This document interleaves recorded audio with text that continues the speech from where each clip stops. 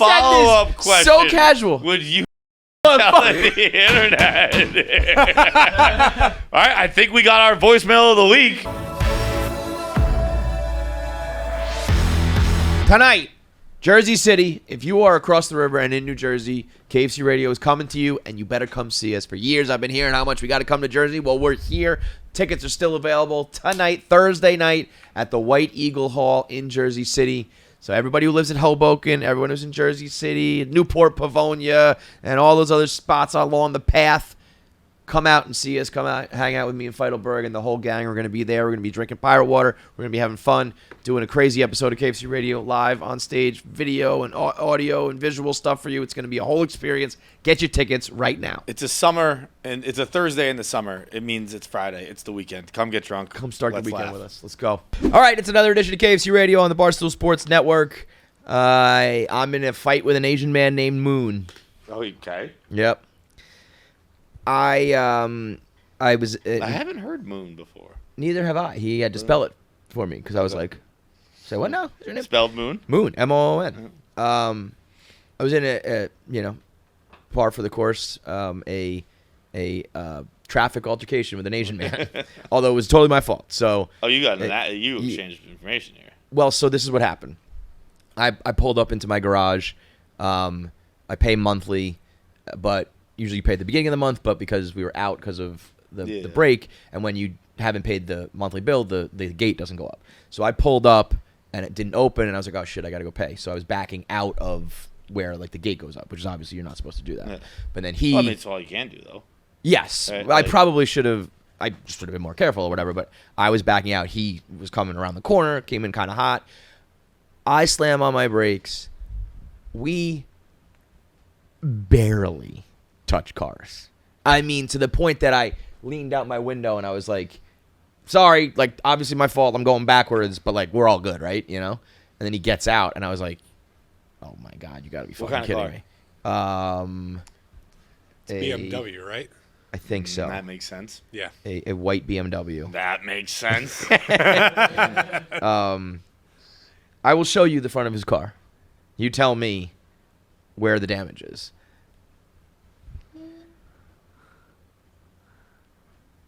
I guess. I mean, it's a white car, so it's hard. But I guess like under the left grid, like that little black stripe. Right? Yeah. That's which I am 100% confident that they're gonna just buff out. Yeah. There was no dent. There was nothing on my car, and I just said to him, I'm like, bro, let's not go through insurance on this. It's gonna be a problem for both of us. It's gonna be a hassle. I was like, I'll give you money right now. I was like, let's just go. I'll give you a couple $100. I'll pay over what they're gonna say. This is $0. Yeah. And you can just make like $300 on me right now. And he, I don't know.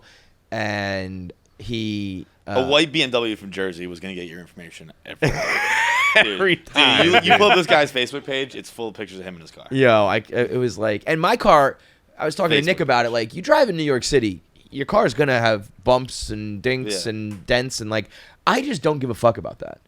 If my car has a dent, I don't fucking care. Right. Like, if you're a car But that's freak, why you don't have a white BMW. You're goddamn right. Right. Yeah. If I had when I said like that makes sense, I wasn't saying BMW is a nice car, which it is obviously, but I was saying it makes sense that someone who the drives owner a BMW checks out. is someone who's gonna do that. Like, if my car drives and it's like still functioning, you know, I'm not gonna be an embarrassment like having my fucking windows duct taped or something like that, like holding the bumper on with duct tape. But like, you know, I have like a hole almost in my bumper. I'm like, I don't fucking care. I drive a shitty SUV in Manhattan. It probably gets bumped like every single day, and I just don't even notice it, you know. And so he makes me give all my information, and then I'm like, cool, man. Like, you let me know. You tell me what the damage is, and I will, like, Venmo you or whatever you want. And he's like, you need to text me. No, I first said, you need to write this down. And he wanted me to, like, write a contract out.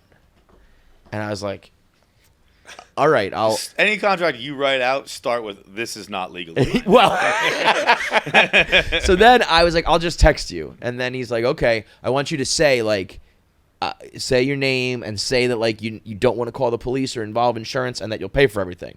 And I was like, well, now wait a second here. So I ended up writing. I was like, and as I'm writing it, I'm laughing to myself because I'm doing like Charlie Kelly, like, lawyer bird law. You know, I'm like, I, Kevin Clancy, hereby willing to pay for any, whatever. And I was just like, any reasonable damage associated with the picture below. And I send the picture that I took of his car, and there's just no fucking damage there.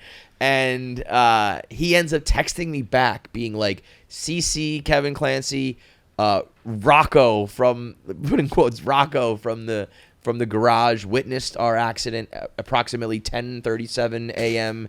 Eastern time. I was like, you've got to be fucking kidding me. Witnesses? I was like, a witness to, bro. I when I tell you, I'm not just saying this because I was at fault. I mean, the car went like dink, like didn't make noise. We didn't bump. It was just like, I'm writing out text message contracts and we're talking about witnesses, and he's taking pictures of my insurance and my shit.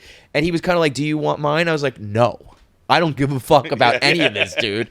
Like, I don't drive a white BMW. Why are you asking? And then, he was like, they're going to paint the whole thing. I was like, no, they're not. No, they're fucking not. And I'm not paying for you to get the whole fucking thing painted. I'll pay for you to get this, 3 inches painted, you asshole.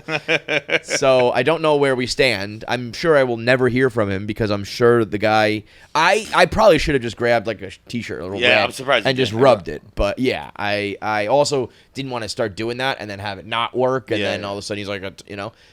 Yeah, that is a risk. But like, I hope you should have gone back and found his car later, just buffed it out yourself. Yeah, that would have been a good idea. Yeah.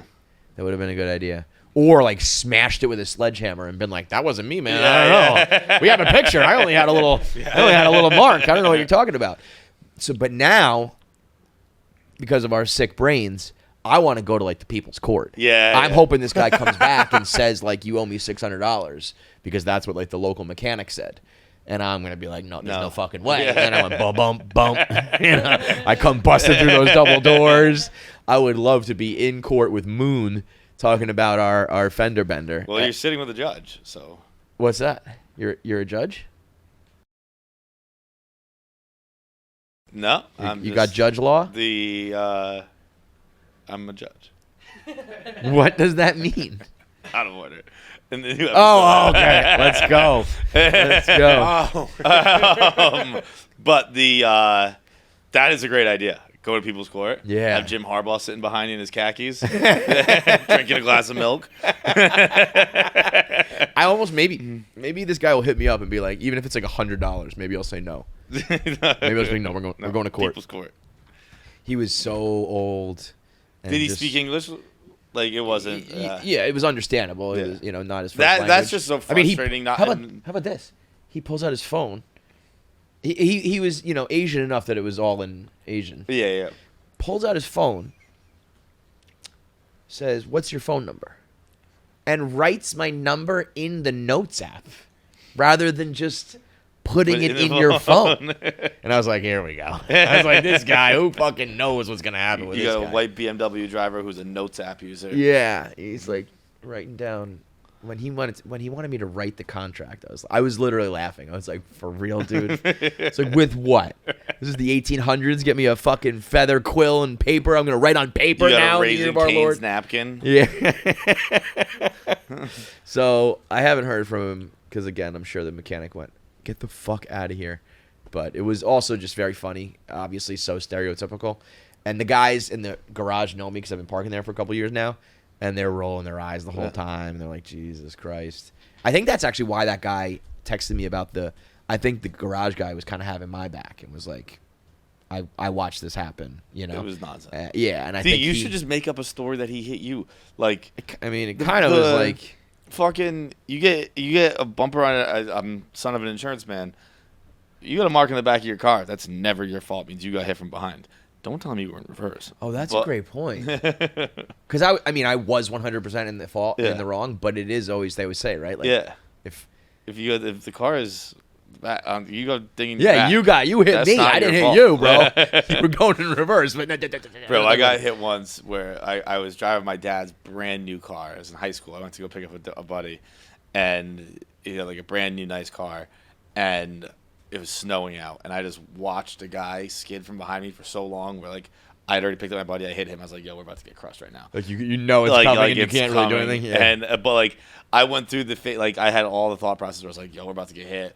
To oh my god, it's my dad's brand new car. To nope, he's gonna hit me from behind. So it's not. Yeah. And I watched him in the steering wheel like I could see him in the rear view. As if it's gonna like stop your car. You know. We were like the newest people in traffic on the highway, and I guess he wasn't paying attention, hit the brakes, skidding on snow. See and it was you later. Like watching the guy wiggle. I was like, he's about to hit us. Hang on a second. Brace yourself. Yeah. Yeah. I mean, when we all wrapped up, I was like, I didn't realize the guy was still there.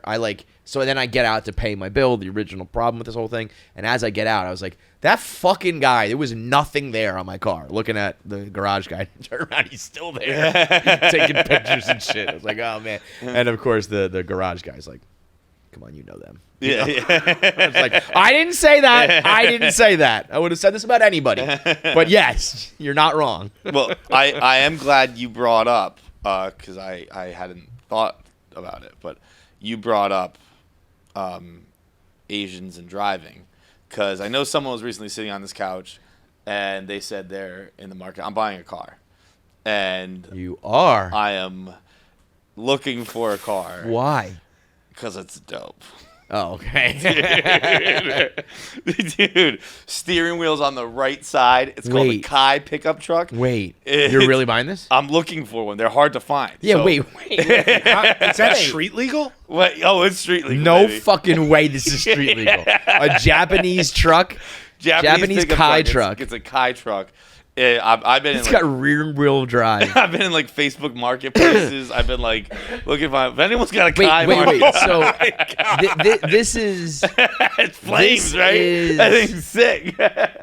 this is ridiculous. Yeah. I thought you were gonna say that like you saw one, and then we're like, I'm buying it. Being in the market for one of these is absurd. I'm in the market This for falling one. into your lap is one thing. Like, hey, my neighbor has one, and I saw he was buying it, selling it, and I just decided to buy it. You seeking out a Japanese Kei truck you're no longer, John, you are no longer, and this ship sailed a long time ago for all of us, but you're no longer a real human. You are living your entire life now for content. Because you're going to drive a mini pickup truck with a steering wheel on the right side, Bro, strictly for the laughs. Brian O'Connor style, right side, like the skyline, dude. I'm going to show him to fucking street races. They're like, oh, this guy's a real player. He's on the right side. Widely employed through Asia in agriculture, fisheries, construction, and even for firefighting. Yeah. Yeah. It looks like a little fire truck. I can't believe you don't think these are sick, Jack. These are fucking sick. Dude, this is so funny.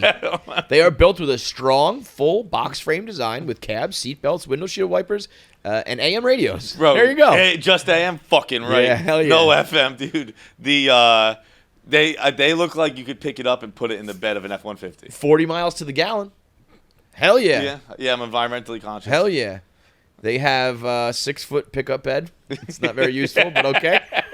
You can't fit in that. You can fit a 2x4 in it, dude. I would imagine that there's roughly around 20 to 25 horsepower. I was about to say to you, like, don't do this. You're not going to like it. You don't want to deal with parking. Bro, what's the fastest you think this can go? 50. 75. And I bet you at 75, it's like, I bet you going 75 in a Japanese Kei truck is like in sci-fi movies when they're about to time travel and the thing is shaking and they're like, hold on. Like, screws and shit are flying. I was about to say, don't do this, and now I'm like, absolutely. I've been looking all summer for one. You probably can park that. It's all terrain. They're like I found one in Maryland, but it's like I'm not gonna go pick it. I don't want to pick it up. We'll get. I mean, the Barstool Network will make this happen. Yeah. Somebody will know somebody who's got one. Anyone selling a Japanese Kei truck? I mean, it's basically like a smart car with a bed. Payload capacity 1,200 pounds. That's not a lot for a truck. Bro, you put a couple Barstool employees in there, and the Kei truck's not we're working. down to under 1,000. If John ever wants to go to a game with Frank the Tank again, I don't think it's happening. The belly will be scraping the ground. A Japanese Kei truck. If you get a Japanese Kei truck, we will You go. Let's drop the if. It's just a matter of when. I'm getting a Japanese When we get a truck. Japanese Kai truck, we will launch a new show, and we will record from the Japanese Kai truck. Just two guys sitting in a Japanese mini car. Just a couple of fishmongers. Yeah, and we'll dress like them too. Yeah, we'll dress like them too. We'll have the hats and the spears and shit. Japanese Kai. It's a big thing in fashion right now. Is my clothes are from Japan. My car's from Japan. Yeah. Actually, not like a Honda. It's Bro, like those are Toyota, bike whatever. tires. Yeah. Those are like bicycle tires. Did you scroll down far enough to see the one? I saw a couple that were like dressed up and decorated. I don't Yeah. like that. I like it to just No, be white. no, definitely just white. Just plain Yeah. white. Because you can dress it up and it looks like. There was one that was like navy blue, and I was like, No. It's got to be white, Yeah. like plain. You can fit like a chair in the Yeah. back, and that's it. That is. How did this come about? I probably won't have it in the city, maybe ever. So I like ripping around Westport in it. Do you know where? So a lot of people is? there have, or I saw one, One, and yeah. I was like, that's sick. Yeah. I found one in New York. I don't know where Goshen is. That sounds. Well, upstate. when I was down in Long Beach Island, I saw like a golf cart whiz by, and it said like rentmycart.com or something like that, and it looked like a family and a driver. So like when you live a little too far from the beach. Yeah. And I was like, oh, that's a good idea. But I was like, not to rent one. I'll just get one. Right. And this is like a step between that. Like, it's not a golf cart. It's not a car. It's a Japanese Kai truck. That is I great. think we're pronouncing it right. It's K. Excuse me. It's Probably KEI. We're probably not, but that's what it's called. Yeah. It's a Kai truck. I bet you by the end of the summer you have one. That's the Now point. the next part is how much you can pay for one. They're like $5-10 grand. They're not 10 grand. That's a big gap. I think they're closer to 5. It depends on how used. I've been emailing with someone that's 7,500. You're buying a go kart. I would not pay 10 grand for that. But the only thing I want it to be plain, but maybe souped up a little bit. Yeah. Like I want that. Imagine if you could go like 100 miles an hour in that thing, just whipping on like some big ass engine. That'd be great.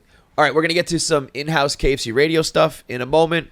We also, of course, have voicemails later and an interview, a very interesting interview that It's the most jacked up I've been for an interview. Yeah, this one Johnny earned when John did his Fast and the Furious stream. A stoolie, I think is his son or a friend or how did that happen? He's his assistant. His assistant. The assistant of the producer of the Fast and the Furious movies saw that John was doing this stream and said, Neal, you got to watch this guy. He's watching all of your movies and counting the car crashes. So we got him on the show. He's not only the producer of Every single Fast and Furious. All of Every them. single one. From 1 through 10. And that all of them. alone would be a prolific and legendary career, and it's probably 1/10 of the movies he's done. Yeah. He probably has another 90 movies that are all action blockbusters, unbelievable rom-coms, quality TV series. The list goes on and on. He's grossed $11 billion in the box office, and he's all, like, I'm sure in Hollywood he's like royalty, but like he can walk down the street, nobody knows. Right. He's not getting swarmed. He's not getting bothered. He can live a normal life, but be like, I got the Midas touch. Yeah. Unbelievable. Very, unique and interesting take on kind of the guests that we usually have. So hope to have him back much more and maybe more people like him. But first, we got to deal with our housekeeping and our in-house issues. It's a pirate water summer, baby. We're about halfway through summer. 4th of July just hit. You got all of August, a little bit of July, and really September now. So you got 2.5 more months to get into the pirate water game if you're not already. If you're not already, you're late to the game, to be honest. You're living under a rock. But there's still plenty of time for you to get any of the 4 flavors of pirate water. Sex on the Beach, Bahama Mama, Miami Vice, and Margarita. Shout out to Jackie. They will get you loose enough that you will make inappropriate TikToks with your girlfriends.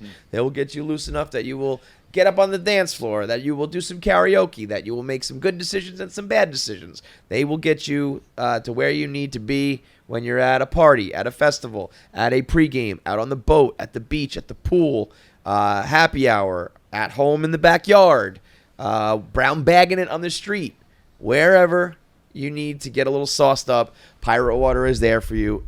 It only costs $2. It's 10% alcohol by volume. It's all over the country. It's available everywhere from major stores down to gas stations and corner stores. It is the perfect drink for all occasions. It's versatile and can be like a, grimy, I'm down to my last couple dollars and I want to get buzzed sort of drink. Or it can be, hey, we're having margaritas and, tropical drinks for my beach-themed house party, having pirate water. It goes every which way, whether you're on the corner or in the backyard. Young people, old people, everybody's drinking it. So go to drinkpiratewater.com. You can find the locations near you to go buy it, or you can have it delivered to your house. You can also order it off of GoPuff. Get all the flavors. All of it's affordable.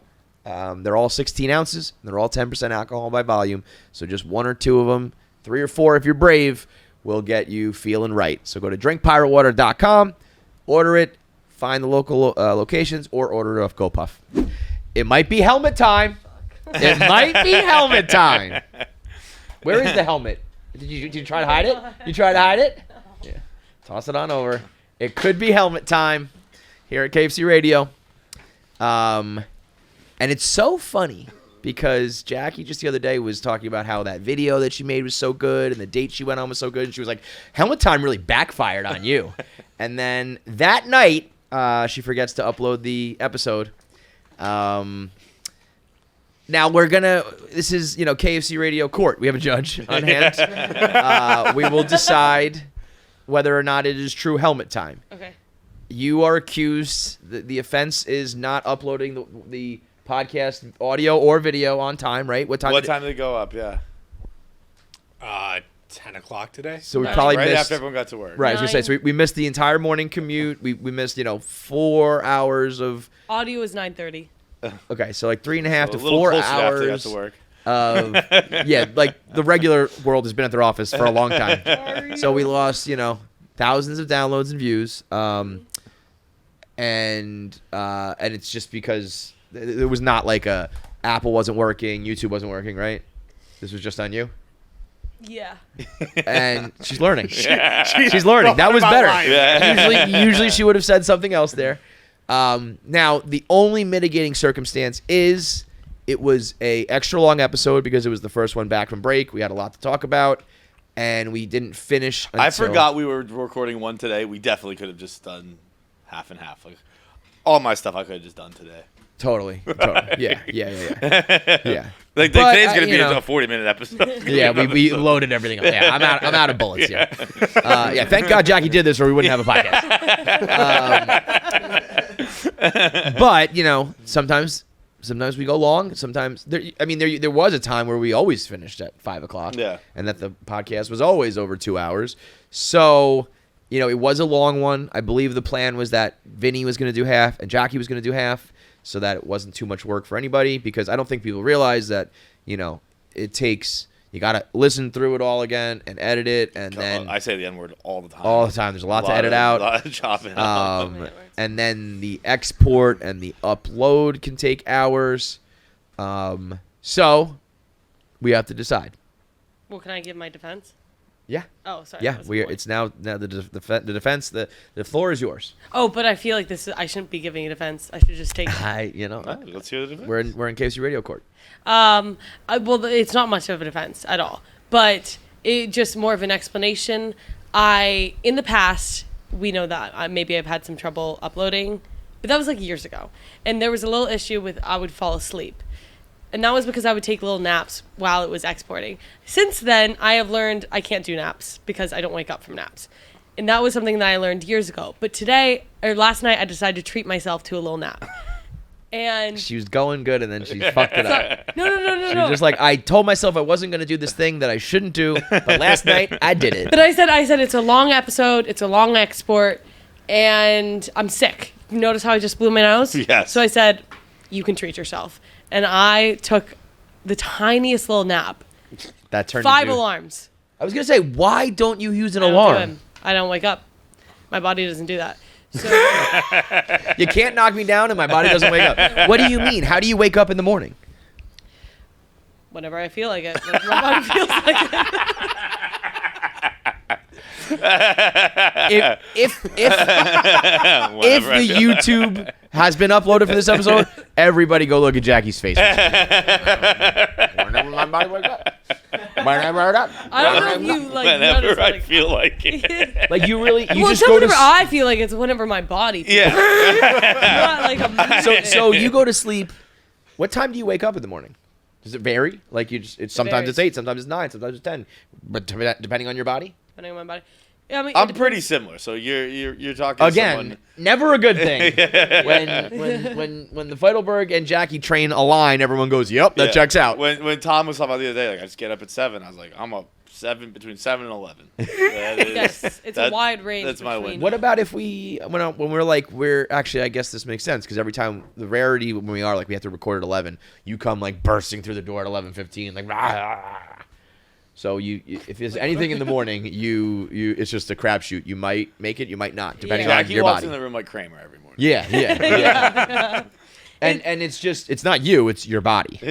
my body has It's an just my easier brain time and my body, it's not waking me. up in the morning to morning alarms, so we have a better shot in the morning. Okay, let me When ask I you this. So take you my set an little- alarm, you go to sleep for a nap. At what time?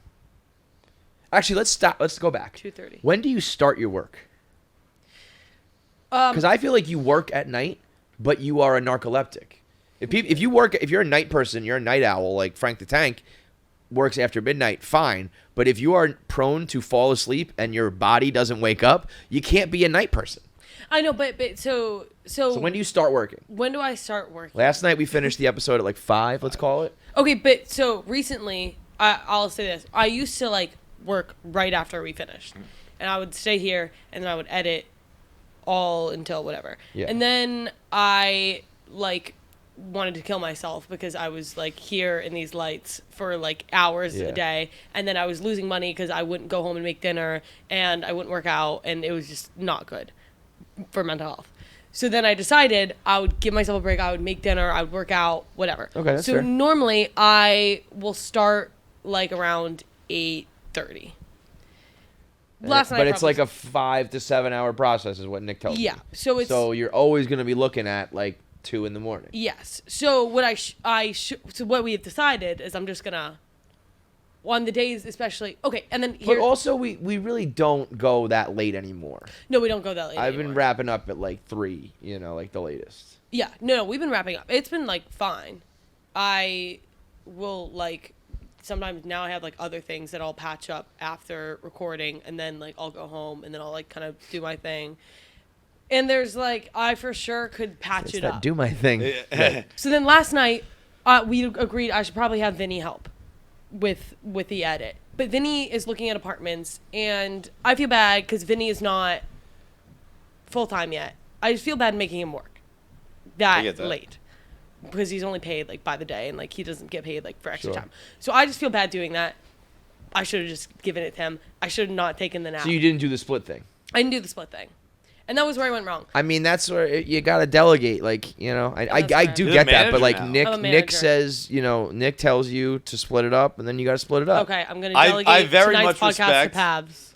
You can do the whole thing. I very much respect the I'm Not just gonna wanting to- war up yeah. mentality. But Where also, you lose me is when you didn't war up. yeah, if you're gonna, it's like going to war and then not fighting. It's I did war up. like, oh, I slept through the war. I was gonna go to war, but I napped instead. No, I did war up. I just had to take a little nap in between the war. I did war up, but I had to take a little nap. Again, it's like my body's fault, not really my fault. But the So point when you say is, it's your body's fault, are we separating like your brain from your body? yeah, Yeah. it's the So it's not same your thing. brain's It's the fault. same like reason why like when I get nervous, I just start like climbing on things. It's like I don't like. I'm not That's that exactly what I was attached thinking. Yeah. to this. Do you guys ever think about like? Do you ever think about just like your skeleton being in your like? Sometimes when I'm like dancing like at a club, I'll just think about my skeleton. And I'll get such an ick for myself because I'm like my skeleton's right now. Like, you know what I mean? Like, right now, my I do skeleton's doing now. this. Yeah, I it's never- a very funny thing. You start to feel like the car wash thing. It's like your body's just flailing around. Where are you at? Like when you said dance club, and then you just went like this. Like where do you party? Yeah, where you clubbing, girl? You clubbing in the 70s? Anyways, that was the side. Whatever. I do always get surprised that like your body tells your brain tells your body parts to move, and they instantly move. You know what I Yeah. mean? There's no lag time. It's not like you gotta tell your fingers to move, and it takes a second. It's like boom, done. It is. And very also impressive. talking, the fact that we very easily vibrate those vocal cords so differently. That's hard. That seems hard. It seems like it should be very hard to learn how to talk. It should be, but you know what I don't like is the disconnect between how good your brain is at saying move this, dance like this, And not telling yourself to not kill yourself, like or not to be just depressed. like, hey, learn this. Yeah, right. Oh, right, Or right. remember this. Be Like, be why are you useful. being like? Yeah. When I tell you to move this, you move it. When I say remember this, fucking You remember don't. it. Yeah, that's very annoying. Or it's like be happy and just won't listen. Yeah. But it'll, every other motion. You're not off the hook. Yeah, you were close. You almost had it. But the point is that I've learned now in the future going forward to mitigate the. I don't know how to finish. No, I was that gonna let you sentence, finish because but you know definitely what used I'm the wrong talking word. But why don't you get out of it? about. What? You definitely used the wrong word, but Yeah, but you know what I'm talking. I'm gonna not take naps, and I'm going to delegate. there it is. What you was- do. I get again when we talk about your day. It is. I feel bad as you feel bad. Like it's a like you long have job, a yeah. long day. Yeah. It's a long day, and I feel bad We about. put out that. a lot of content. We do more than I'm very keenly aware of how many different videos and shows and shit we put out. What was the helmet punishment for? What did you do? I didn't record our Shafir's. Right. So that was like we lost an entire episode. Yeah. And you had to wear it for a week. Mm-hmm. So my vote is, I think she's got to wear the helmet for a day and night. I was A gonna night out. say It's gotta be another 2 night out. days, and then 2 days, 1 night. I think 20 because I was gonna cut it down for the war up mentality. We'll get to the warring up later, but the war up mentality I respect. So I was thinking a 24-hour window, noon to noon. My vote is I'm going to go a little more sturdy. I'm going to go with a day, night, day. Nick, what do you think? I'm with John on this one. I think the 24. Pavs? Oh, This Day, can determine. not 1, not 2, not 3, not 4, not 5. I'm going a week. Jackie, do you remember yesterday when I specifically told you I didn't have 5 ideas for the jersey ticket? Oh! On camera. On camera. Wow. Paz, what are your 5 ideas? What are your 5 ideas? Damn.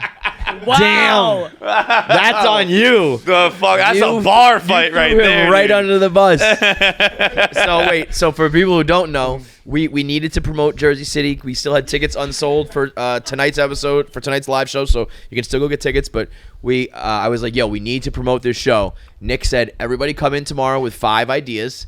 Jackie had her 5 ideas. It sounds like so. You told her, yo, I forgot my 5 ideas. You got any ideas? I was like, I forgot 'em. Nothing. And then she specifically said, Paz, what are your 5 ideas? No, because. No, I don't have a defense for that. I just want to bug you over. Okay. But if we're going to do that, I mean, boy. going back to my delegating thing, Yeah. I want you to do not 1, not 2, not 3, not 4, not 5 clips tonight, not 6 clips tonight. Yo, I want you to do 10. it's all gonna be of you fucking up. So what do we do here? What type of 24 hours are we talking about? I think it should be. I think you should have to go out again. I want you to go out with it on again. I prefer to not do that. Okay. You can have 3 days. I'll 3 take the night. I'll take the night. Okay. I'll do a day and a night and a vlog with it. Wait, she has to do a live show with it. No. Yeah, No, there we no, go. no. Yes. So you have to wear it from Thursday at noon to Friday at noon. And it includes the live show. I think that's fair. I see it makes you very uncomfortable. court I don't has understand spoken. why. Like I think the I don't live know. show is best case scenario. Okay. I'll do it. Thursday at noon, Friday at noon. In that case, we would definitely do because tomorrow we got nothing but the show, right? Yeah. We'll do the dinner beforehand. Okay. Yeah, we're gonna go to dinner before the show. What is the? It's dinner? like Khan's buddy like owns a place. It's like one of the best like pizza restaurants in the world. Okay. Saddle up, partner, Okay. Got it. and stop falling asleep. Sorry And we don't have to do it at all. about that. Yeah, I'll stop doing that. If I'd gotten into drugs, What? this would have been a lot easier. If Yeah, I'd just gotten just into pick up a drugs. Coke habit, and we'll be fine. What were you gonna say yesterday while we're still on you? You had something it's for another show. Oh, that's like so. That's like serious. Go ahead. So say it. Okay. New topic. Okay. This I saw this TikTok and I just thought it was so interesting, and it's about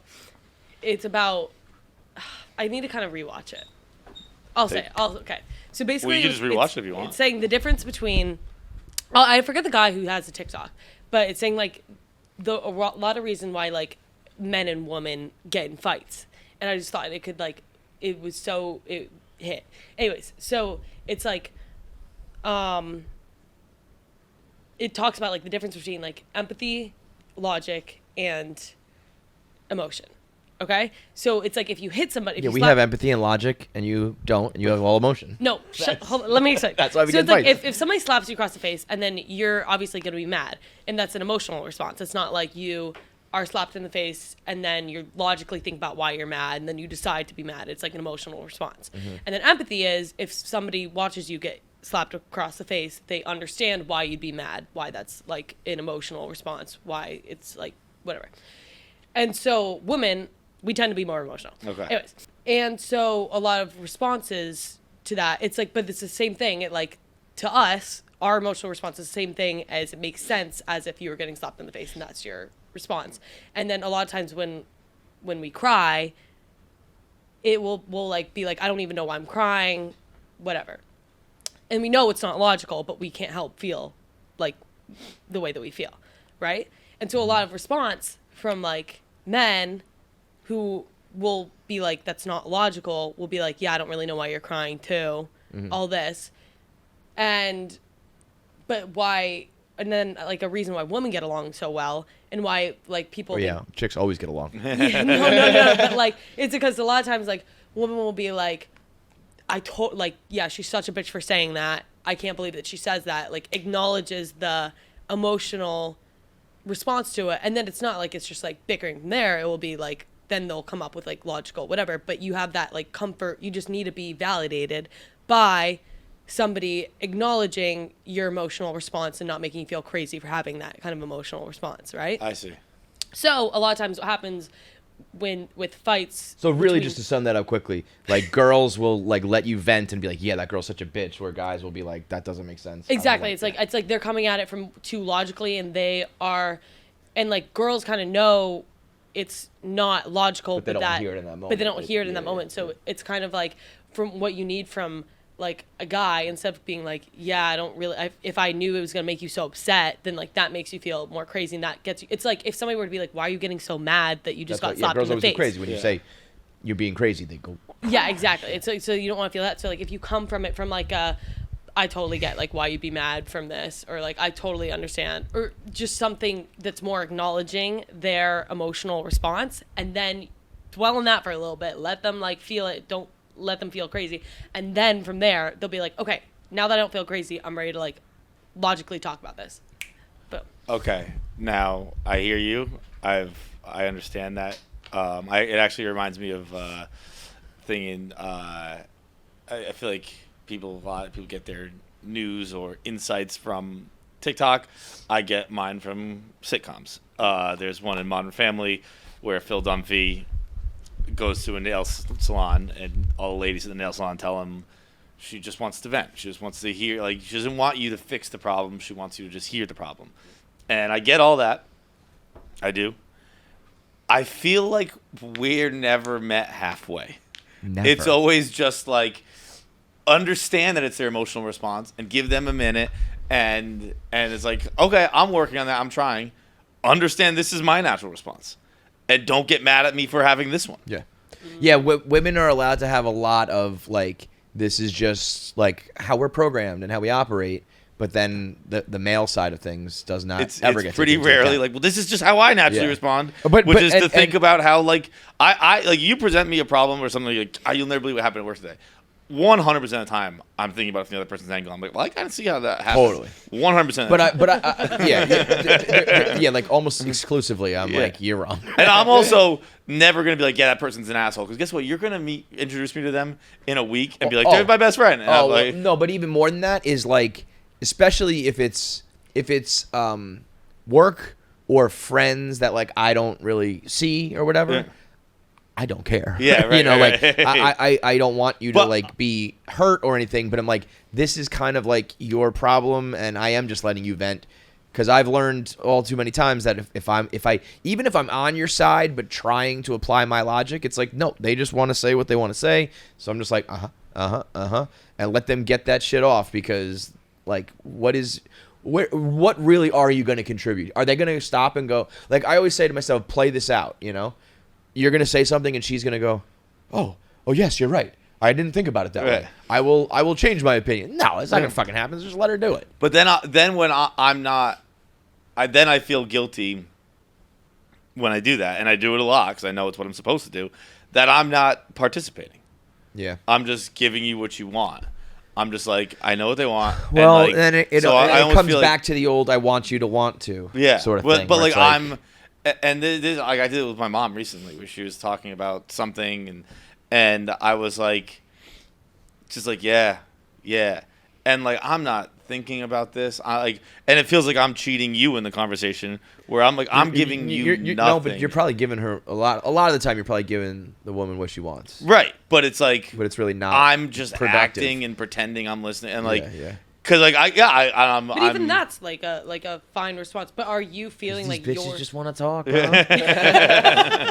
But I'm just saying, like, are you feeling like you're?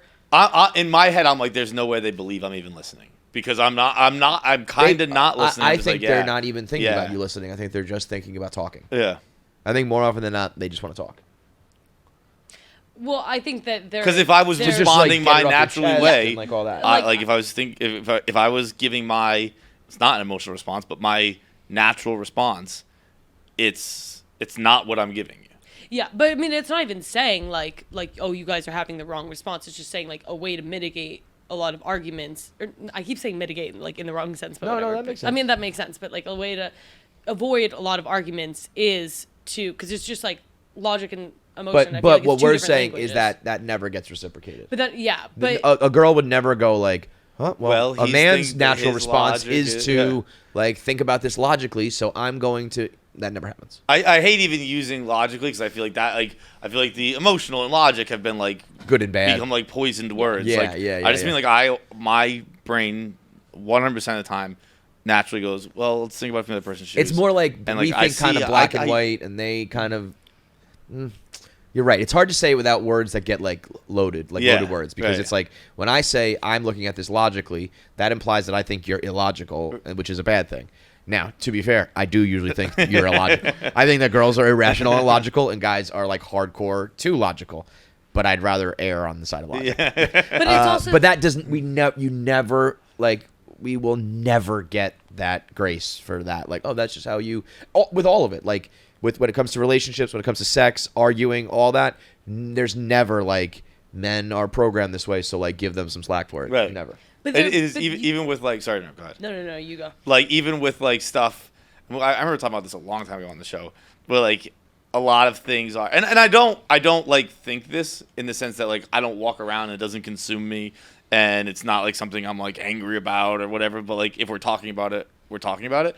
The like, there's always just like, well, that's just that's how they feel inside, that's who they are inside. Like, this is who I am inside too. Right. There are times Right. I wish it was different, and this is what like right now I don't know. I can't help you. I can't give like, you what you want me to give you Right. because or without like I can blatantly lie and like yes, honey, yeah, they're totally wrong. But if you want to actually do this, like what I'm going to give you, you're not going to be happy with. Yeah. you know, it's I mean, it's kind of what I was joking about joking about on last episode when I was like, girls, you wanted us in therapy, and like this is what you get. It's like it really used to be like, you know, just blah blah, yes, and like the wife like argues and bickers or fights, and the guy just like drinks his beer and that's it.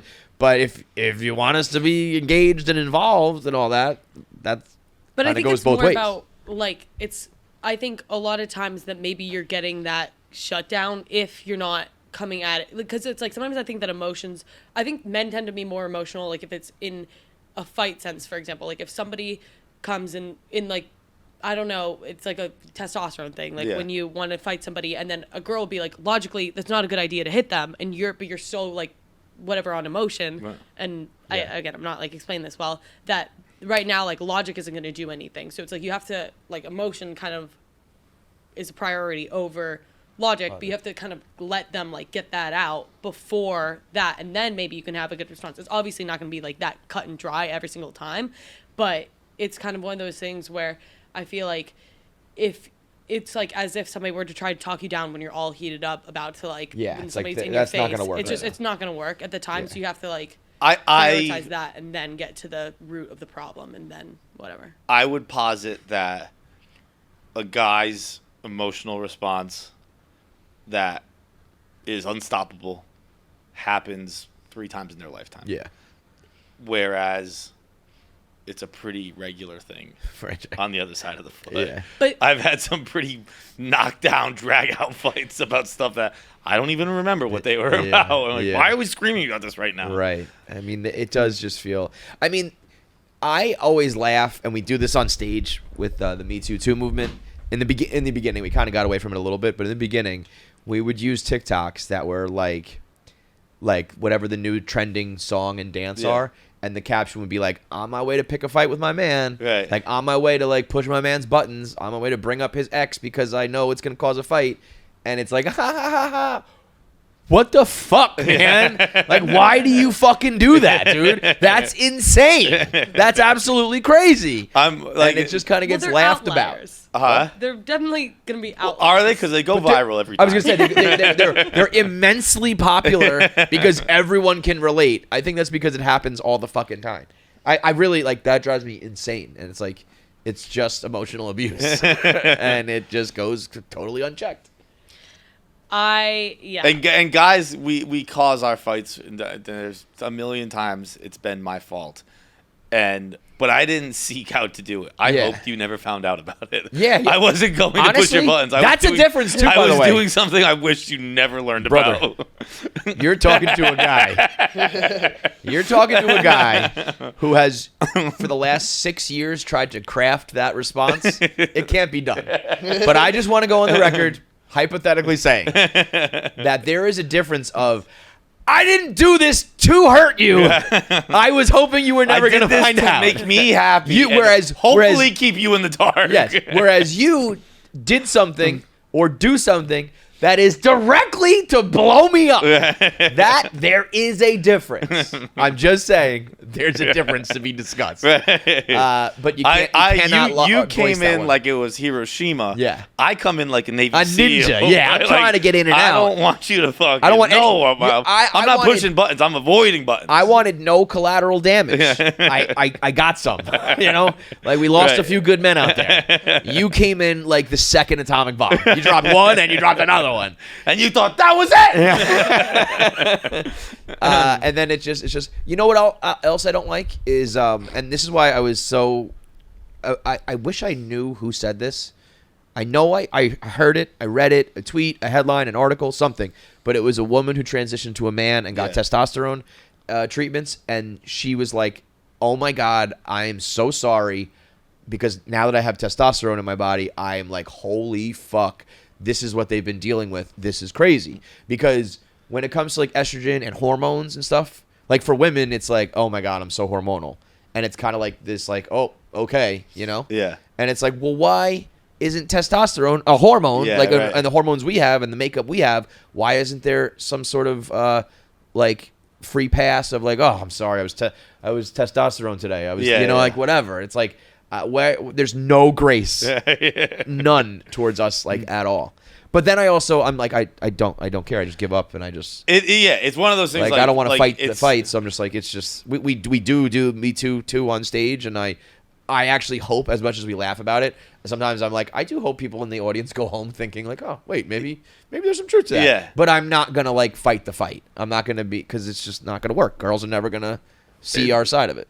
I'm good at going, it is what it is, and then I don't think about it, and it doesn't bother me. Like I said, I don't walk around with these thoughts that consume me. But if you ask me, I'm going to tell you what I think, and I do think yes, I do try my best to be like, all right, it's emotional. Here's it is. Yeah. I don't think that happens the other way, and it is what it is, and that's it. But even with the Me Too too, I think we at least try. You know, we fail to hit our target at times, but I think we try and do it to make it funny rather than be like, oh, poor us. Right. Like, well, then, because the ultimate like trump card is, a comment or a feedback of just like, oh yeah, it's so hard to be a white male out here. And that's like, for sure not at all what I'm saying. I know, I get it. We're just having a conversation. Yeah, but within that construct of yes, you have it harder than me. That doesn't mean that like there's nothing going on over here. Yeah.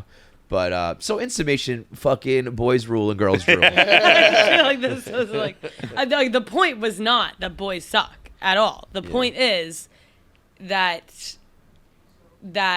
if you're wondering if like, I think it's more that we know sometimes like it's irrational, like it's not rational. But like you just I gotta, don't think that at all. You got, I think there is very minimal girls and examples. Also had like bad experiences. I do get that a lot, like with a lot of people in my life now that I talk to, that I think are both male and female, like adults, will be like, you're coming from a.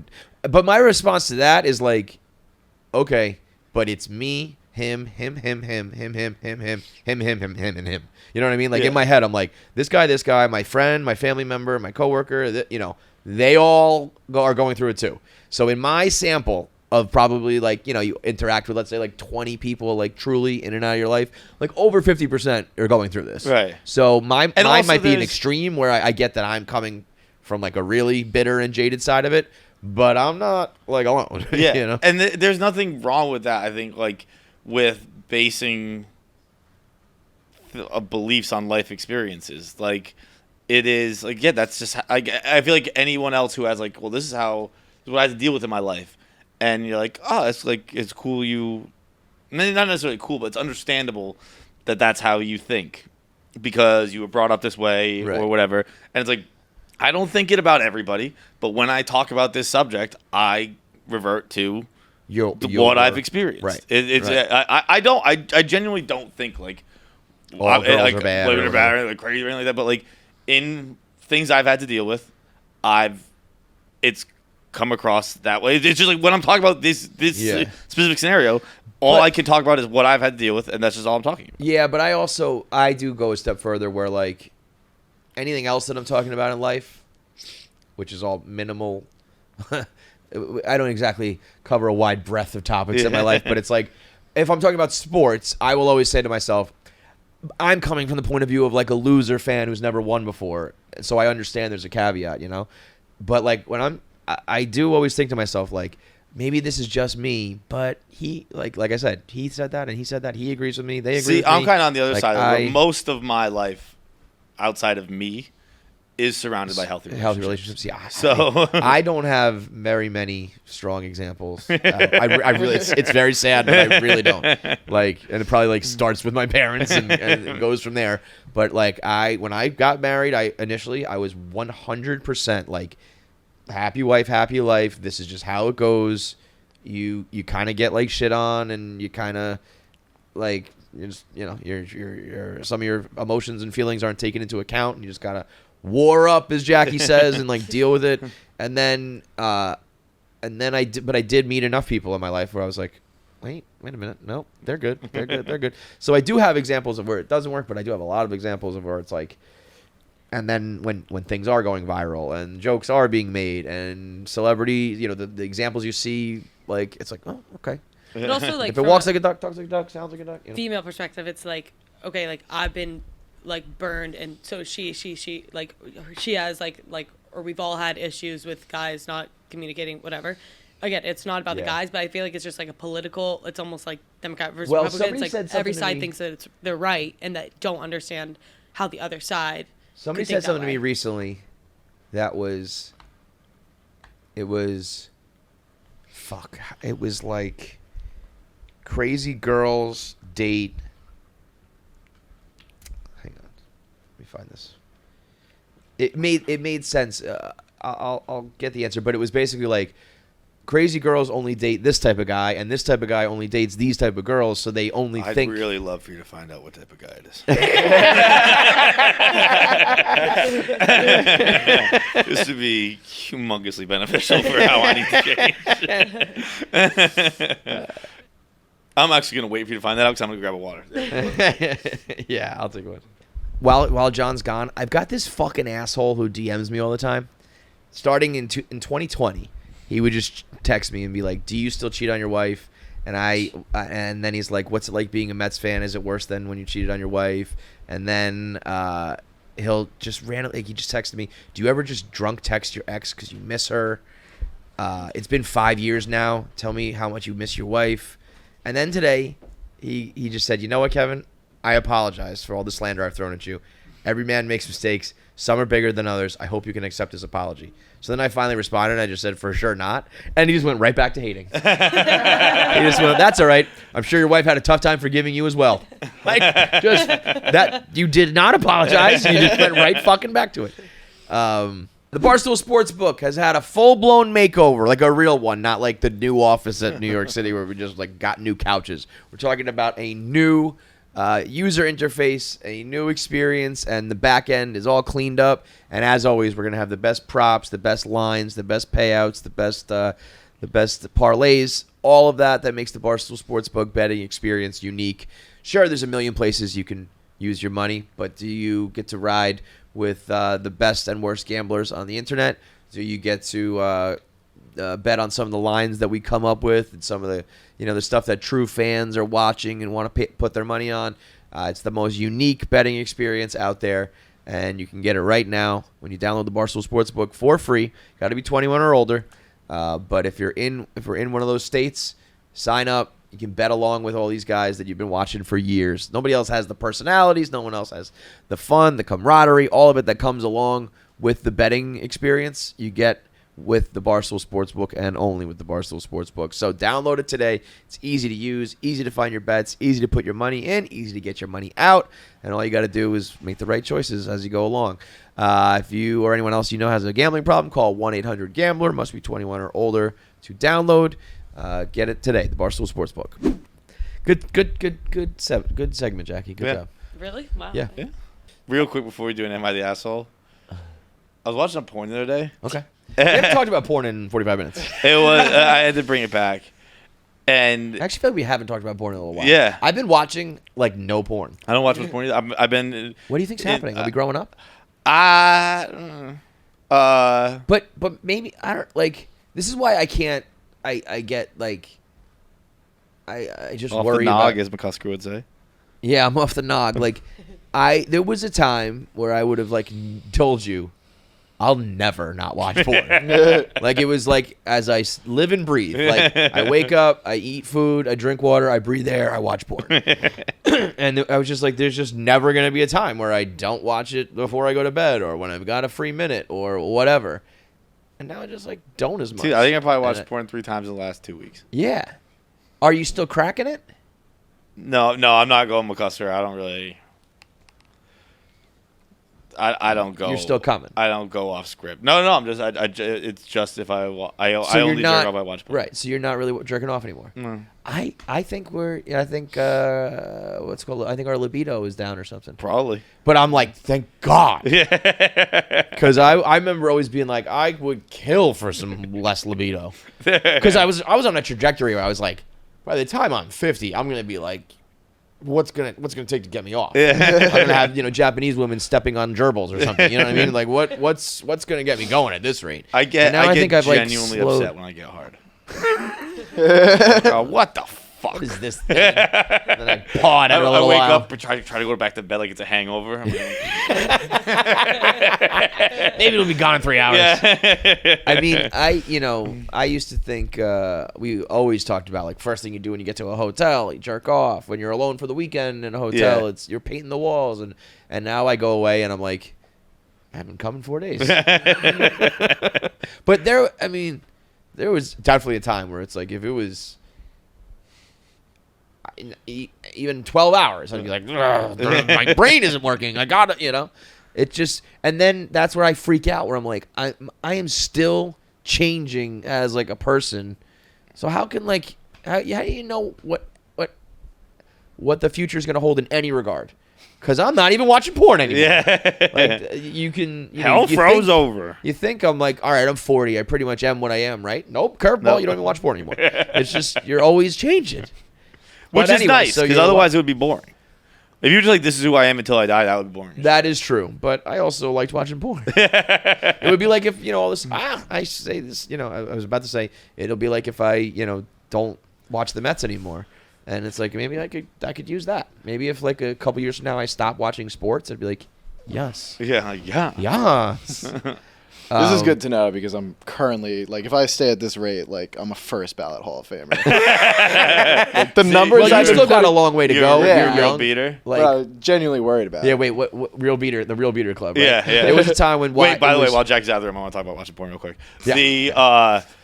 I was watching a fucking gangbang, and the girl was so mean, and it was like the most. I got Like stopped- directing them around? Like I was like she was like, that's all you can do. That's how you can fuck me. Someone else can fuck my ass and make me come. And I was like, Jesus Christ, he's doing his best. Trying his hardest out there. Like it was like I stopped. I just stopped. I was like, this is fucking. Oh, so it didn't do it for you. You were like, oh you yeah, were, no, like, I didn't turned off. like it. Oh, I was like, yeah, stop, yeah, he's yeah. so fucking mean to the guy. Yeah, that's that humiliation shit. I don't play that game, man. I don't like that at all. It was the most clear.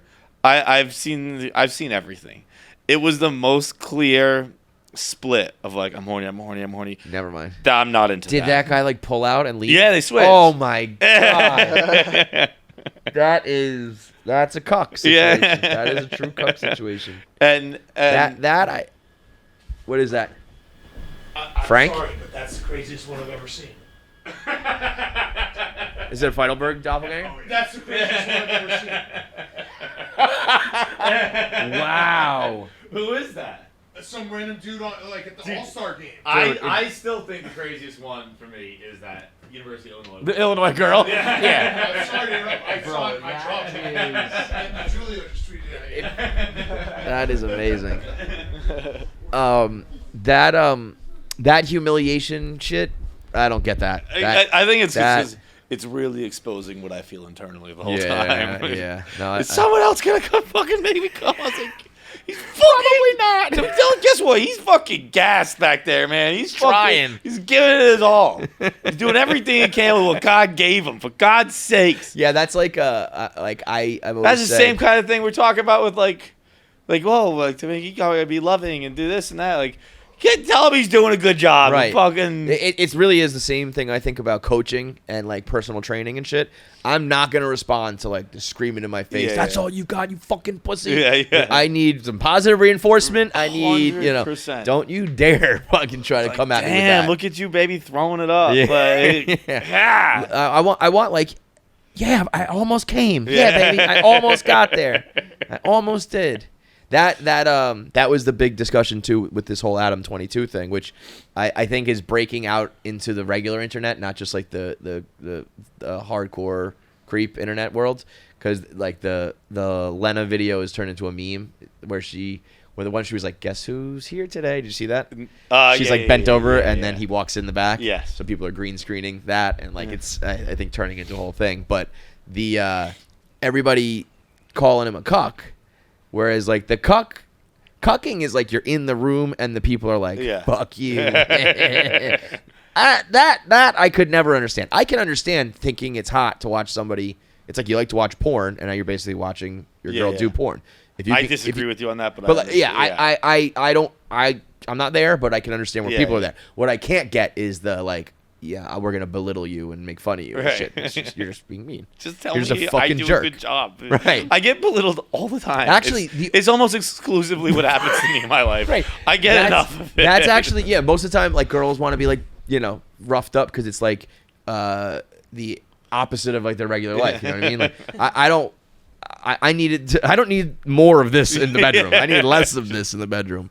I think the only way I could do that Adam 22 shit is if it was, like, you do that and then you come home to me being like, but, like, you fuck me the best. Yeah. The other way of, like, that was so much better than you. Like, oh, fuck this. Because again, it's just like a kid insulting you. Like, it's exactly what I'm self-conscious Yeah, about. like, and you I don't know it, and you Dude, just... I'm so self-conscious about it. I have a move for it. I can't believe I'm admitting this. A move? Yes. What does that mean? Dude. Whenever I have sex, and, like, I don't... It's honestly, it's like a natural reaction. It's not like I planned some scheme or something like that. Like, it's just a natural reaction. This is going to be some shit. I do it almost every time I have sex.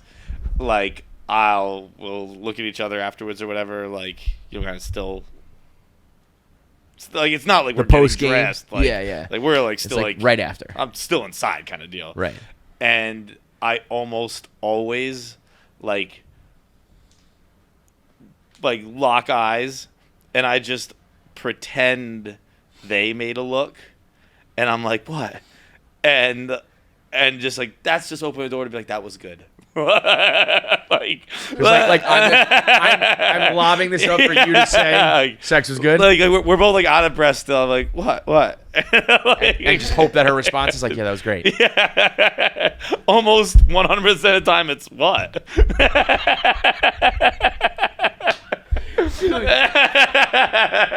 I didn't do it. I didn't say anything. I can't think of a more awkward thing. So, sex, the aftercare portion of sex, as they call it, is you going, what'd you say? And her going, nothing? Nothing.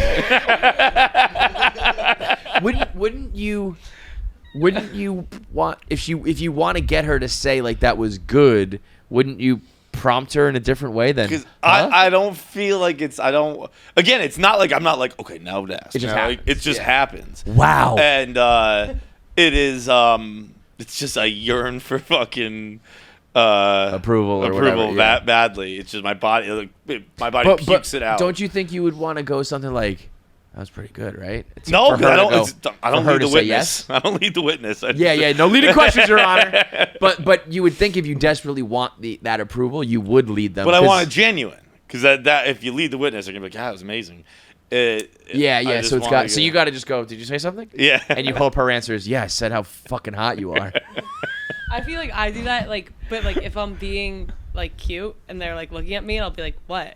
And then Yes! I'll be That's like, yes! You're just cute. But it's like, what? but that's cute from a girl. From a guy, it's like, what the fuck are you doing? Do you have any confidence, you fucking loser? Like a girl can look at you and go like, what? And you're just like, oh, yeah, it is. Like, I wait for, like, to lock eyes. I'm like, what? Like 100% exactly that. I mean, that is so sad. And I hope that every one of your partners realizes what's going on and they just say to you, that was good. Yeah. The lying that goes on during sex for all time is crazy. Like, when you come to realize, like, I remember, like, being like, oh my God, I'm like, the only person who's, like, not having sex anymore. And it was just because, like, all my friends were lying. You know what I mean? And now that we're all older, it's like, oh yeah, I mean, there were times I hadn't fucked in months, and it's like, but at the time, you're like, oh no, it's still so crazy, and, like, we're still having so much sex, and then you just realize that, like, it's like everything else in life, like, it's the same thing as work. It's like probably a few of your friends, like, do really, really well, and a couple of them like, back at home and have no job, and the rest of you are, like, in the middle. Yeah, right. And all of you are, like, just probably having average sex an average amount of times with average people, and, like, and it's like Instagram. It's like, oh my God, that person's always traveling and doing this and that. It's like, no, those are just the pictures, and no one ever tells you the stories of, like, yo, I had sex for, like, 3.5 minutes the other day, only did, like, 2 positions, and it was over. Like, you're never gonna hear that. Dude, but that's what's going on. I said that. I replied to Stu. I think fairly recently, Dan was like, what are the Mount Rushmores? And what Mount Rushmores do you want? He tweeted. And Stu replied, like, sex positions. And I replied, there are only 3. Like they're Missionary back and missionary, on top, doggy, or on top? and her on top. That's it. There's nothing else. Well, see, Like- I also, I think her on top. So goes someone in any being like, direction. there are 32 hockey teams. Actually, there are 34, 2 All-Star teams. Those aren't Yeah, those fucking don't count. teams. They don't play But hockey. I would say there's you on top, her from behind, her on top, facing you, and backwards is just like her on top. That, in my experience, the reverse is that's an all like that. I've never been in a relationship where that's like A regular thing. Yeah. There are 3 moves. Yeah. Don't pretend there's more than 3 moves. I will tell you, there's a heavy dose of a 4th in my world, which is the spoon, the laziest of positions. Oh, see, I think it's my torn hip. I can't do this spoon. Really? Oh, I can't do this. Well, I guess with a torn hip, it would be a problem. What's funny is I can't lift my leg like this. Bro. Yeah, I told you how like the back end of the spit-up machine. I Yeah. can't open my leg. Yeah, you're my fucked. hip You is can't torn. do the spoon. I Yeah. have a But torn hip. I can't believe you could do any of the sex. Like- I actually Other than her on I top. don't think I said it to Tom, the chiropractor. But like when he's like, yeah, it probably hurts when you do some like Certain activity. He's like it hurt when you do this, and like I don't think I outright said it first time meeting, but I wore up. You wore up. Oh yeah, Yeah, every time you're like, Just like, bro, I can't get my pants off. I can't bend down, dude. I have don't, you been having sex pants on all the time? they get to your however they knees? fall. Yeah, it is, dude. I can't. When I put on like body lotion, my left leg and my right leg are gonna look absolutely different. I can't bend down to my right side. I can only bend down over here because it hurts my fucking torn hip. Bro, I'm pretty bend. sure, no bullshit, you really need to go get this fixed. I think this is the sort of thing, if you don't fix it, you're ruined for life. It's like when even sitting up here, I feel it pull. Like I can't bend down. I can't get there. I can't get there. You just do put on underwear in the You gotta morning. war up. Yeah, I put my underwear on the floor, and then I step my right foot in it, and I can bend to my left, and I pull it up. wait, how do you get your right leg up, though, then? I can, you mean you can pull it all up, kind of thing. Oh, it just comes, as you Yeah. pull your left, the right goes Yeah. up. But you couldn't start on the right side. I can't like bend to start to my right. Jesus Christ. Severely injured. Severely. Yeah, the spoon would be non-start. What if you lay on that side, though? I could probably do that. I can could probably only go, yeah, I can open. I this. can only spoon. I can't lay on my right shoulder from all the surgeries, so I have to spoon on the left side. So if any time that position is about to start and we're on the wrong sides, I gotta go. Come over here. Dude, can you imagine if we ever went to war? We have You these guys actually wore up. like I wouldn't be able to do anything. I couldn't. I'd be like, they no. they would send me home. They'd be like, you're literally. But I mean, like, useless." if I went and fought in battle and came back, they'd be like, "What can you do now?" I'd be like, I have no capability. Oh, forget. that. I'd come back in a wheelchair. I would like absolutely. a full. I'd be like, yo, just say I'm a quadriplegic. Yeah, like. just Oh, put is he it down, paralyzed? like, No, but basically, yeah. dishonorable discharge. If you don't mind, just scribble down I'm a quadriplegic. I mean, honorable discharge. Just give me a little extra. Just right there. Oh, P.S. P.S. By the way, Dude, there's. IED. He's a quadriplegic. Like, he looks all right. I'm just thinking more about it now. First of all, having to ask someone to switch sides is as demoralizing as it gets. And what I realized was it's the spoon effectively just becomes doggy style sideways. Yes. If you're because it's not like a true spoon where you're like your faces are together. It's kind of like I'm upright, she's like sideways. We're perpendicular. You Yeah. know what I mean? But it's just laying down. and And I was like, oh, this is just lazy doggy style.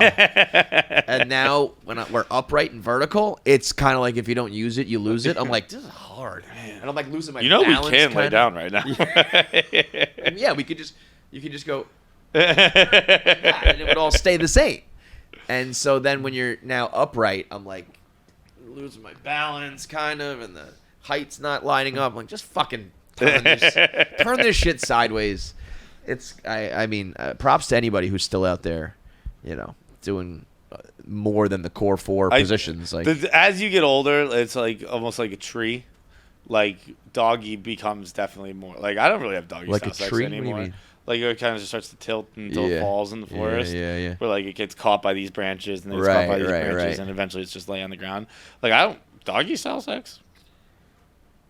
I was sex from behind, but we're just laying on top of each other. Just smushing your back and your butt. Just my gut is perfectly falling into your lower back. You're a yin and yang. It's one of those. It is like. Yeah, that's not pretty. It will still start doggy, but again, it'll be like. Are you still doing like weird shit? No.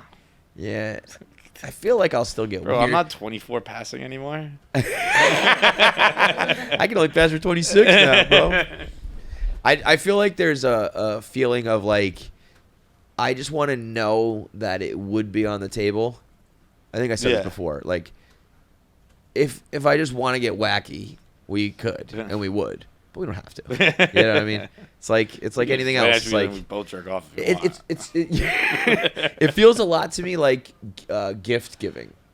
Like, someone says to me, "What do you want for your birthday?" I go, I don't need anything. Yeah. It really was the thought that counts. Right. That was genuinely nice that you said that, but like, I don't get gifts. I got to get gifts for the kids. I got to do all. Like, I got to work. I'm good. Yeah. But it's like, I could like spit on your face during this. You're cool with that? Okay, but I'm not gonna do it. You know what I mean? That's crazy. Like the idea of like, I got to go get you a towel after. But thank you for even offering. So now I'm worried that I used to be like, what am I gonna be like when I'm 50? Now I'm like, what am I gonna be like when I'm 50? Because now I'm already, you know what I mean? Yeah. If we're already trending downwards, what in another 15 years? No, if it's trending downwards, it's just. I'm sure. But come on, it is. I know what you're saying. It's not inherently like bad, but it's like, it's the fun, crazy. It's the same thing as partying. It's like, it's different now. I hang out with my friends and we drink wine. I enjoy that, but it's not like the fun stuff. Yeah. Same thing with sex. It's like, okay, I enjoy just like the spooning, and it's actually kind of cool to be able to just get off and be lazy, but it's not the fun stuff. I think it's important to always dial it back. Yeah, like the throw of the fastball a couple times. Yeah. Like and I think I do it more than I think I do, realize I do. But like I was actually, as I'm going through it in my head, I was like, okay, I think I'm still kind of depraved. Yeah. Like, yeah. Again, I'm thinking about we live in a weird world. If I were to talk to some of the normal people in my life, they'd be like, you're still doing weird shit. Exactly. Like I had that, we talked about last episode, like that with Chief when I was like, yeah, right. He thinks this is a lot weirder than I do. Yeah. And even just like being at that kind of bar, like people don't go to that kind of bar just Totally. for a regular drink. I think we, even like that Amsterdam trip was fun and wild, but it was just kind of like cool. Yeah. Whereas I think most people would be like, oh my fucking God. And some of the people we talk to, the things that we do, the places we go, the stuff that we say, we're pretty, like I said, institutionalized, where it's like, oh, this is very different. It's important, I think, to grow and change and all that stuff, because again, it's just boring if you're just who you are for 60 years. That fucking sucks. That's lame. Yeah. But like, you do some new things, do some fun things, but always be able to, maybe not even fun things, do more boring things. I've been reading a lot more recently. I very much enjoy it. I just read Sam Tallent's book. It's incredible. Yeah, it's Sam Tallent's really, really so great. fucking good, dude. Go read Running the Light. It is really, really good. Go listen to his podcast too. From the opening page, you're like, oh, this is fucking the great. chubby behemoth, Sam Tallent. He's awesome. But I'm reading Michael Bolton's book right now because he's the fucking man. Obviously. Dude, lost Virginia at 12, maybe 13. Just like living by himself in the West Village. No way. First record deal. I mean, he wasn't. Like, his family had a house in Connecticut, and then like he was spending. But like time he has an older brother who's just kind of like roaming the West Village with from like 12 to like 19, and first record deal at like 15. Wow. Yeah, Bolton's a G. But the whatchamacallit? What was I gonna say?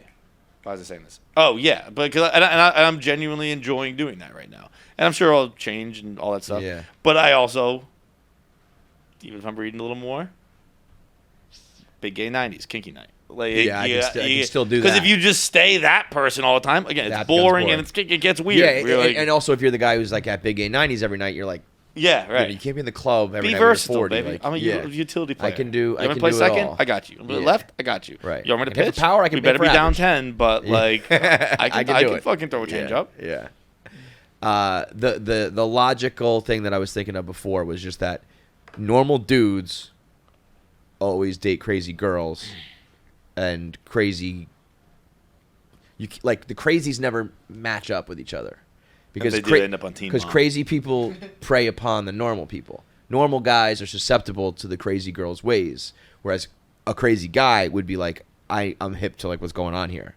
because I'm crazy as well. So they never match up. So normal guys always get preyed upon by crazy girls and think to themselves, all girls are crazy. And it's like, no. Those are just the ones that fuck you and trap you, because normal girls, for whatever reason, I don't know, you're not getting preyed upon by them. You don't find them attractive. You don't whatever. So you never end up with the normal girl. So your assumption is just that they're all crazy, when it's just that you're susceptible to crazy because you're a normie. I wish you had a different answer to that. Yeah.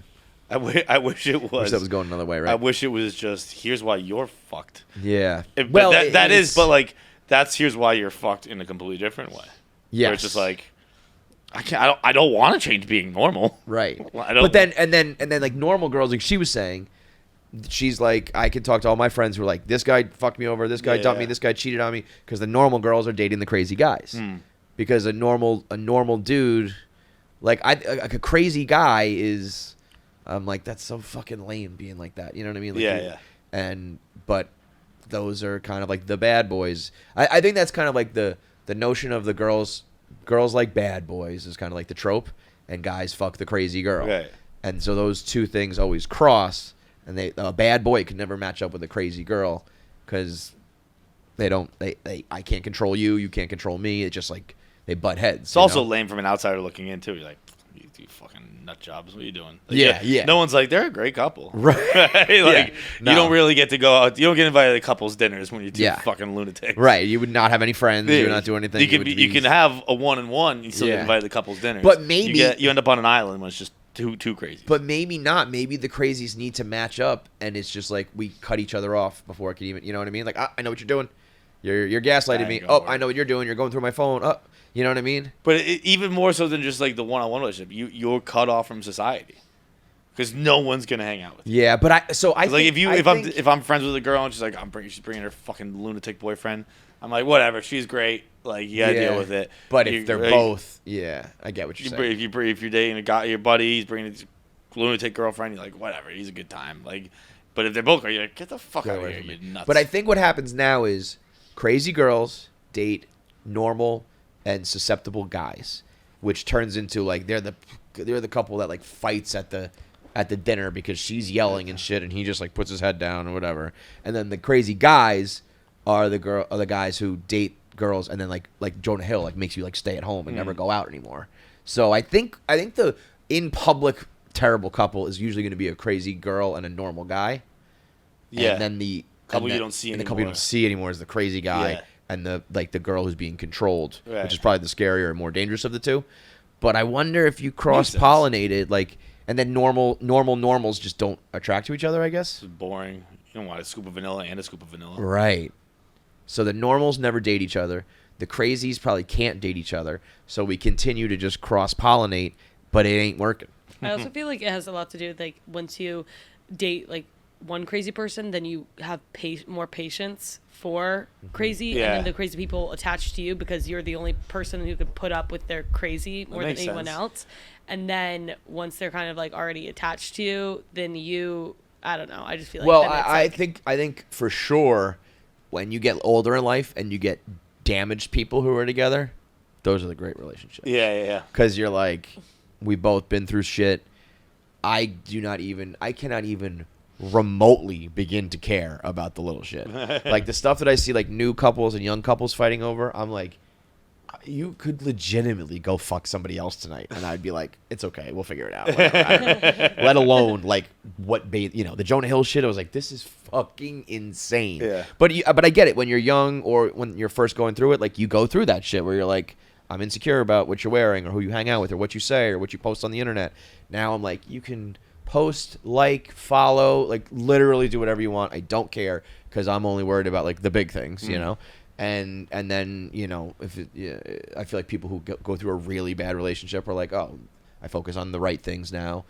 If you have two divorced people who are like, okay, we really know what's important here, like, and then they work. Yeah. That's why you need the starter home, you need the entry level jobs, you need the starter marriages. Everything else in life you do in the beginning to fuck up so that you can get the right one later. And in marriage, you're supposed to get it right away. It makes no sense. And they think that dating prepares you for marriage. No. You know what prepares you for marriage? Other marriages. The problem is that right away, some dickheads made you say you have to do this one for life. Some weird religious asshole. And, now we're at a point where Adam, 22, can't even have his girlfriend getting fucked by another guy without it being a big deal. Slippery slope, folks. All right, let's get into Am I the Asshole? This is going to be another 4-hour podcast that Jackie's going to fall asleep during. This show is sponsored by BetterHelp. Sometimes in life, we're faced with tough choices, and the path forward isn't always very clear. So whether you are dealing with decisions around your career or relationships or anything else, therapy always helps you get connected to what you really want while you navigate life. So you can move forward with confidence and with excitement and knowing that you are making the right decisions. Whether you are whether you're ready to trust yourself to make those decisions or whether you're working on it to make sure those decisions align with your values, it's just like anything else. The more you practice at it, the easier it gets. So in the beginning, it can be kind of daunting to figure that out, but once you work with a BetterHelp professional and they put you on the right path, it's just like anything else. You get better at it and you grow more and more confident. So if you're thinking of starting therapy, give BetterHelp a try. It's entirely online, designed to be convenient, flexible, and fit around your schedule. Just fill out a brief questionnaire to get matched with a licensed therapist and switch therapists anytime for no additional charge. To find more balance, go to BetterHelp.com. Visit BetterHelp.com/KFC today to get 10% off your first month. That's BetterHelp, HELP.com/KFC. Find more balance with BetterHelp. Am I the asshole, hypothetically speaking, if you give a coworker something, basically, can you be an Indian giver, which I'm sure is not a cool term anymore, but if you give a coworker something, That's a funny term. it's very funny, and it's very apt, like very apropos. You know what I mean? Is it? Well, yeah, it's about like taking things back, right? So, like, Yeah, but I don't think they ever gave it. well, to right, us. yeah, That's what I mean. yeah. So it actually is very incorrect, but at the same I don't time, think they were ever like, here, you can have a country. Wait, think- what? Like, it should be more like. I don't Yeah, know yeah, the yeah. history. I don't think pretty they sure were we know like, the history all this now. is yours. Yeah. Wait, and then we took it, and they were like, no, Give it back. Never mind, just kidding. Yeah. I think it was pretty quickly like, we got you blankets. Right, so it's And they were heavily yeah, it's diseased, actually but- like, don't be a Puritan giver. Yeah, which what is- it really is why it is appropriate is because, like everything else, whoever made up that term was like, these fucking Indians want Yeah. it back. They already gave it to us. It's like, no, dickhead, Like, we we're stole not it. even Indians. Yeah. Like- That to me is the funniest shit in the world, that for like hundreds of years we just called them the wrong thing because the guy got it confused. you And know? then there were people got to a time where Native Americans had enough say to be like, by the way, Native Americans. And everyone's like, PC. Yeah, fucking PC bullshit. PC. Where it's like, and- imagine you just called me Rick forever. And Yeah. I was like, by the way, it's John. You want to just... Can you just Fucking like, pussy. Won't like, even let me call him this John. fucking guy wants to be John now. And there's there's already a group of people called Indians. That's why it would be like it would be as crazy as if we just called Native Americans Chinese. It's like, they're the Chinese. No, that's a different Indian. Yeah. That's a different Chinese. No, it's just a different group of fucking people. Which Indian are you talking about? The only Indians. The ones from India. The one where the ones he was from America flying are to go. not Indian. You talk about just your all-time mix-ups, you know? like that would be a funny skit. Columbus, like, eventually they sail the globe and they map it out, and he's like, Yeah. and he's like, yo, like, the toothpaste out of the tube on this one, like, horses out of the barn. We can't tell them we're not in India. We're fucking 100,000 miles We already away. built the Welcome to India sign. We're already calling them Indians. I'm not repaying it. So hypothetically, you're at work. You have a workspace that's filled with a lot of stuff that you want to clean out. A lot of the stuff to you is kind of like, just get rid of it. I don't care about it. You recognize that it's actually very nice stuff. It's unworn stuff. It's stuff that other people might really enjoy. So rather than throw it out, you offer it up for grabs to people. And you say, hey, there's a lot of stuff in this box. It's all yours. And then you go back into your hypothetical studio, and then you're walking out of your hypothetical office, and you see the person wearing a sweatshirt that you just offered to them that you didn't realize was in that pile that is a very nice piece of clothing that you paid a lot of money for. Oh, are you the asshole if you ask for that back? You are not. I also would not. I would not. I'm never going to. Yeah. So what I did, I would recommend the person. I was like, what? What the hypothetical person did, she said, "Oh my God, this stuff is all so cute. Like, I'm loving this. Thank you so much." And I said, "Yeah, it's nice." And I kind of like grabbed this because she put it on. She loved it so much, she put it on right away. And I grabbed it like this, and I was like, "This one though, like this one, really nice." You know, I didn't want to be like that one. Several $100s. That one not made by Barstool Sports. But it was a it hypothetically is something that you would maybe treat yourself to, something that you wanted for a long time, but couldn't justify spending the money on it until you had the means to, and then you bought it. But then it was a really disappointing piece of clothing because it didn't really fit you right, and it was way too heavy and hot. So I probably will never wear this thing again. But it was like, it's not only that it was just like expensive, it like was this thing to me where I was like, buying that hoodie finally, Yeah. you know? But then I got it. I remember we were interviewing Rhea, and I was like pouring with sweat, and it was the only time I like took my shirt off in the middle of an interview because I was like, this is too hot. I'm never gonna wear this again because I run hot. So then today, Jackie tells me that she was gonna go grab that sweatshirt, and and run it by you. And run it by me. But the wrinkle here is that she came in and just said, "Kevin, that sweatshirt yesterday, that was yours, right?" And I said, yeah. So something must have happened where somebody brought up that sweatshirt to her that she would go check, right? That she would then come in and check with me? Yeah. Who came in to check? Jackie? No, Gia. Oh, okay. So Gia came in and said, "Kevin, just to check, that sweatshirt was yours, right?" So she wanted to check that it was okay that she had it, that like I wasn't giving away your hoodie or something, I think. But there must have been some talk about that sweatshirt. Otherwise, why would she come in and ask about the one sweatshirt? I'm sure she went. Because she was home, taking looked a up bunch the of price. things. Yeah. What? I'm sure she went home. Well, that's what I looked mean. up the price. Somebody. I don't know if you would be able to look up. You know what I mean? Yeah. So I think somebody might have said something, and she was kind of like, "Oh shit," but now. Did it's you just tell like- her about that, or was she learning this on the show? She'll learn this on the show. Yeah. She came in right before you were in the bathroom and said that to me, and I said, yeah, it was mine. So I not only I could have done it in the moment. I probably could have done it after the fact and said, hey, I didn't want to be awkward, but like that's expensive, and I could have done it right then and there too. But I'm never going to do this, and I'm not going to take it back. So she is going to keep it, no matter if she hears this or people talk to her about it. It is hers. First come, first serve. I'm sorry. I would have given it to you. You're on the team. I would have loved you to have it. Consider it punishment for not getting the podcast up. Like, it's just first come, first Here, serve. you can have but this. I'm never gonna wear this ever again. This was a very. That was Winter nice. kimono?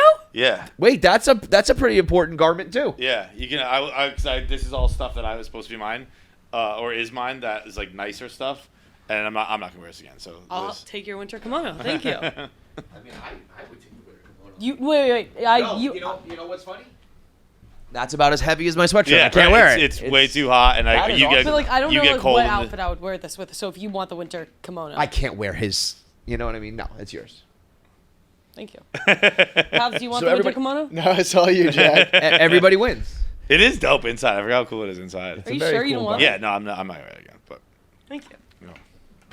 I mean, I can't wear it again. The sweatshirt fits Gia. It's not gonna fit me. But boy, just another example of like you're just. Why are you so awkward? You know. But that's an awkward thing. I think that's a very fair awkward thing to like almost every. If she hadn't put it on, if it was still like she had like other stuff over her arm, I think I would have been like, oh wait, that one I want to keep. But she clearly was like, oh, this is so awesome to put it on, you know. But I was like, also fuck. like the fact that it doesn't fit you, the fact that it's not too hot. Like I'd actually get more joy out of giving. Totally. Which is 'Cause another older thing. I never used to get that at all. Like I like getting gifts. Like I don't. I giving gifts now. Huh? You like what? I would say like I used to be like people like get more joy from giving a gift than getting a gift. I was like, fuck that. No, that's true. I like That's real. getting presents. I hate getting presents now because I don't like anything. Yeah. And Hard to please. I have to and- pretend I like it, and then. But I do like. throw it away. Are you liking giving? But I like giving, and so Yeah. like, I'd much rather than I'd like to buy my own shit. So like, if I Yeah. like, and there are some people who would like to shop for me because there is something, and I think this is why I like gift giving, where you're almost. When I gift give, I try and get something that I know they wouldn't get themselves. Yes. But I think it pushes. is You would never like, buy this color or this brand or this shirt Like, I or think style. like yeah. now you have an excuse to fucking step out of your comfort zone, put this on. It's a great. You know what we Um, should do? That's just crazy. Because you also have I'm was- giving you a built-in excuse if someone comments on it, like, so and so got it for me. Like, Yes, I think people are yes. scared to say, like, I put this on, tried it on in the mirror, thought I looked good. I said this is a shirt for me, and Yeah. I look silly over it. I was just about to pitch. I was about to try to invent birthdays to you. I was about to say, how about once a year we get each other something like out of our comfort zone? It's a birthday present. It's a fucking birthday Could be a present. birthday, maybe in mid-December would be a good time, late December. but okay, but I do think there should be something because I could get you a thing. I could get you tickets, whatever, clothing. I think once a year, let's either just say for our birthdays or for Christmas or pick a random day, clothing day, shopping day, whatever they do. October 14th. October 14th. Why'd you say that? There's no reason. Okay, October 14th. Same reason I said big cock for. October I just 14th. say what's in my head. October 14th, we get each other something. I'm really going to come out ahead on this one because it's really a one-way street. I'm not going to be like, here's a plain T-shirt. Have you ever thought about this? Nothing on it. Pretty good. But I'll try to get you something, and then you have to get me something that is cool and you think would work on me. Okay. And then if people say like, dude, you look silly, I can be like, no, it's this new thing I'm trying out because of John. Yeah. Okay.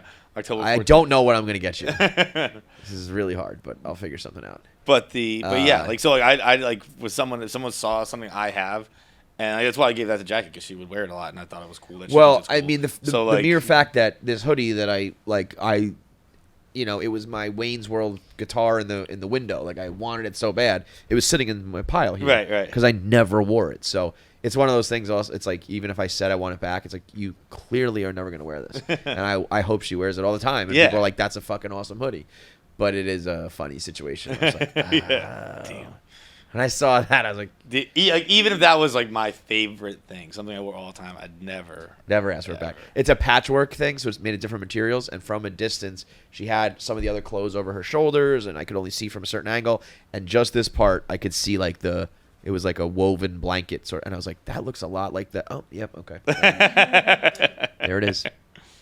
But Jackie said when I said we're getting rid of all this shit, take whatever you want, or we're throwing it out. She was like, I'm going to find that. I know it's in the pile somewhere. Did you just miss it, or I took it away already? Because you had taken it away. I had already taken it so away. then I thought it was maybe in the pile. And then I had the same thing where I was walking out and I go, oh my God. That's here. There it is. Yeah. But I want to know why she came in and said, is that your sweatshirt? She might have just like Googled it and been like, "Oh, this is a sweatshirt," not like. Yeah. I think most of that pile is Barstool stuff, right? Yes. Yeah. Yes. So Almost probably, like- exclusively. But I wonder, I mean, well, I guess you could just, yeah. But this will be awkward now when this goes out. I think we've been clear enough. Like you're keeping it. Yeah, but she'll probably be like, no, please Right. take it back. And I'm But, like, don't even I'm do that. Not, yeah, It's your sweatshirt. Like, please don't acknowledge this, Gia. Do not come up to me. Don't want to hear it. Enjoy the sweatshirt. Love it. I'm so happy it's in. It's like rehousing a dog or something like that. Yeah. You know what I mean? Like I'm fucking. I got the puppy and I realized this is just not jiving with my lifestyle, and I want him to be in a happy home. That's what I'm doing. I could not. I would sweat. It could be -2 degrees out. If I put that sweatshirt on, I'd be like, I'm too hot. I'm dying.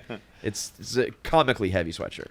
You saying please don't acknowledge this is I forget if I said this on the show or just to you. I watched that show based on a true story, which is arguably the worst ending of all time, and I still recommend it because it is a fun watch.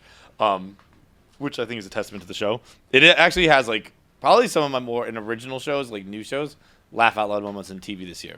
Really? There's some pretty funny, like not a ton. It's not you're not in stitches the whole time, but like there are a couple lines I was like, that was fucking funny. Yeah. But there's a line in it where it's Chris Messina, who you would recognize. He's the agent in Air. He's the agent who's always talking to Matt Damon. and Kaylee Cuoco, and they're just a couple. It's like a parody, not parody, but it's a commentary, whatever you want to call it, on like murder mystery obsessions. Right. And one of Kaylee Cuoco's friends is this hot chick who's like an influencer, and Christmas they see each other. They're on vacation. They see each other at the pool. It's like, I saw your workout video this morning. Like, you're hitting it pretty hard. And she was like, what? And he's like, the video. Like, you posted. Like, it was a good workout. And she's like, okay. And walks away. And he's like, what the fuck was that? And she's like, what do you mean? What was that from you? He's like, what do you mean, what do I mean? She posted something. I acknowledged it. I said, good video. She's like, you don't talk about things people post on the internet. You don't talk to your friends about their fake lives. It's so true. It is so true. It is. Like, when someone talks about the podcast, it like fan or whatever, yes, that's obvious. That's our connection. But like when like someone in my family or like a friend is like, oh, I saw, like, I'm like, you know what you need to do what are you talking about, you is fucking psycho? Respond in kind. If you can talk about it on another podcast, you can respond to me. Yeah, you know what I mean? Like, don't keep this on podcast. You know, like I will especially during like the Barstool Radio days and stuff. It's like, we're gonna come in here. Dave's gonna trash you. I'm gonna have to like agree with him on some points and say things that I don't like about what you're doing. And then we're gonna get outside these walls, and I'm gonna be like, "You're doing great out there, man. Like, you're fine." You know, like it's just two different worlds. Keep them fucking separated. So yeah. Please don't say anything about it. Voicemails? Do we have yes. Yeah. Okay, Bro, you have a torn hip and a broken bladder. Dude, I'm not like forcing it out either. It's not dribbling. Like, I'm taking full pisses. I mean, that's like 3 in an hour. The other day, you peed after the episode, and then we like talked for a couple minutes, and we were gonna do something else, and you're like, I gotta pee again. Like, cool. And I was like, he did his post episode pee. It's this crazy. is probably my 5th liter of water today. But do you pee like during the day? What do you mean? Or is it? I feel like you drink 5 liters, and then the pee starts at like 3 p.m. and then you pee like 1,000 times. Maybe. I mean, you have peed 3 times during this episode. You started it, you peed in the middle, and you just peed now. Yeah. It's one podcast. It's crazy. We actually should start leaving in the pee breaks as like part of the show. I'm gonna pee. You know what?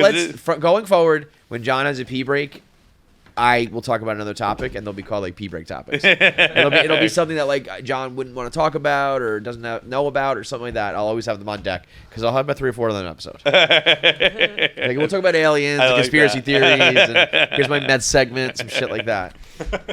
All right, voicemails. Look at this girl's eyes. Wow. God damn. Daniel Craig calling him? Hey everyone. So a few weeks ago, my husband told me that he was able to suck his own dick and every once in a while would blow his load in his mouth. Oh my So I god! guess my question is for Kevin and Feits, would you suck your own dick, blow your own load in your mouth, and tell your spouse? Bro! I hope you guys are having a great day. She said Follow-up this question. so casual. Would you Call fucking him. tell the internet? All right, I think we got our voicemail of the week. Yeah, Congratulations on the Pirate Water and merch case. Yo, To be clear again, going forward, voicemail of the week goes to it'll be Pirate Waters and merch and a case and I think it comes in a treasure chest.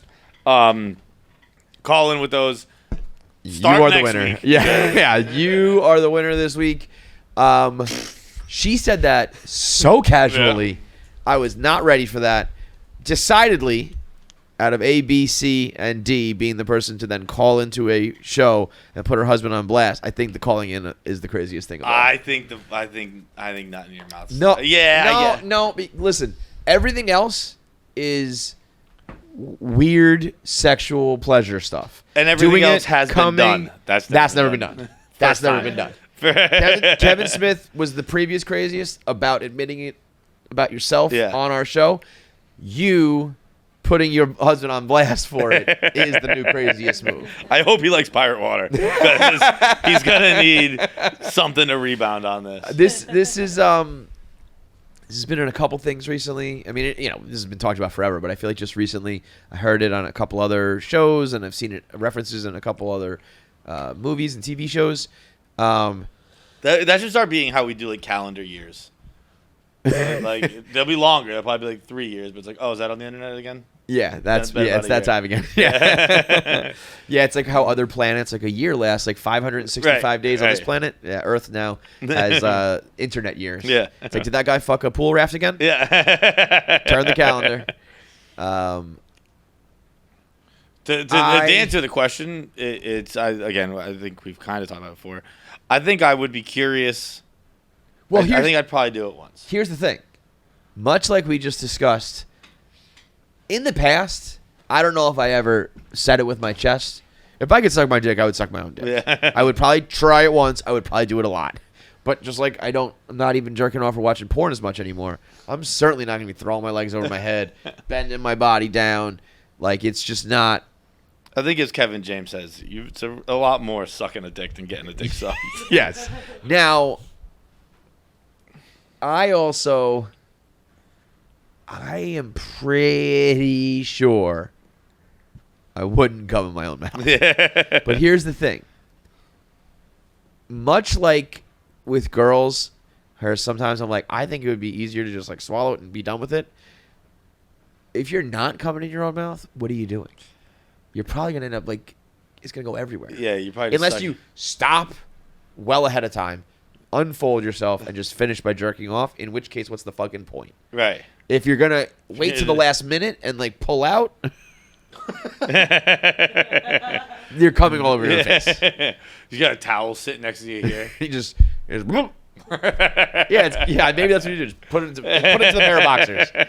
But I would think that coming while like unfolding your body is probably not an enjoyable thing. Yeah. So I bet if you do this, I bet you just come in your own mouth. It could be a great double cum. It could be like feels so good. But you to didn't get it be off all the way? Coming and also so good to not be folded into a ball anymore. Right. Like, Like, you experience that's how you experience a female orgasm. Yeah, I had multiple orgasms. It was just you not folded up like a pretzel. Convulsing, like fucking doing Kegels. Like, I mean, I would for sure like pull, like have a Charlie horse and all Yeah. that sort of shit, you know. I think admitting this to your girl, the order of craziness, the least crazy, sucking your own dick, swallowing your own cum, admitting it to your girl putting you on blast on the internet. That's No, how I it think is. I don't think admitting it to your girl is that crazy. If you just talk about wild shit you've done, I think, I'd rather hear about that than like you fucking someone else, right? Like, yeah, I think most girls would rather you tell a story about you having sex with another girl than I suck my own dick. Jackie? I mean, I would rather. I don't know. I would get such a ick. I would be like, About what? if he Both? sucked his own dick. Yeah. Would you rather? Would like you it is rather wild your to go around and be like, my spouse, my significant other has sucked sucked a a dick? before. Like the problem It's is with his, this, but he's sucked it. the problem is with this. If this now gets out, it's like every dinner party you're at. Yeah. God, you know, we're all older now, but if someone's playing Never Have I Ever, if you somehow get strapped up to a lie detector test, whatever it may be, that's coming out now. Would you rather a boyfriend? I wonder if it gets in your own head, like I'm getting. Well, I can't speak to it at all. I don't know anything. If I've sucked my own dick, I'd be like, I could critique it as someone who's experienced it as well. So I wonder if that's. But a you can't self-conscious really. thing. Oh, you mean like your girl would be like, do I suck dick better than you suck your dick? Yeah. Yeah. But you But can't if really you're, give like- yourself good head. Come on. Swirling the tip and everything and like doing that, like, sorry, but I'm just saying. Saying, like, if you Honestly, get kinda Margarita's out again. As I was saying, Swirling the when I was saying the critiquing, I like the only critique I use because again it's like a 2-button system. The only critique I have, like, I swirl better. But you can't like, you know, you're not like deep throating your own dick. You're barely getting to the tip, probably. You know what I mean? Yeah. Like you're not giving yourself good head. You're just giving yourself head.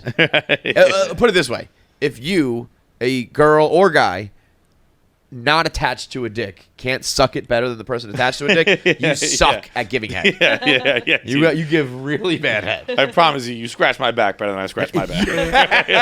Exactly. You I'm can't just, like, massage throwing yourself. my arm back here, Yeah. hoping to whack something. That doesn't work. A full massage works. Would you rather a boyfriend tell you about fucking another girl or sucking his own dick?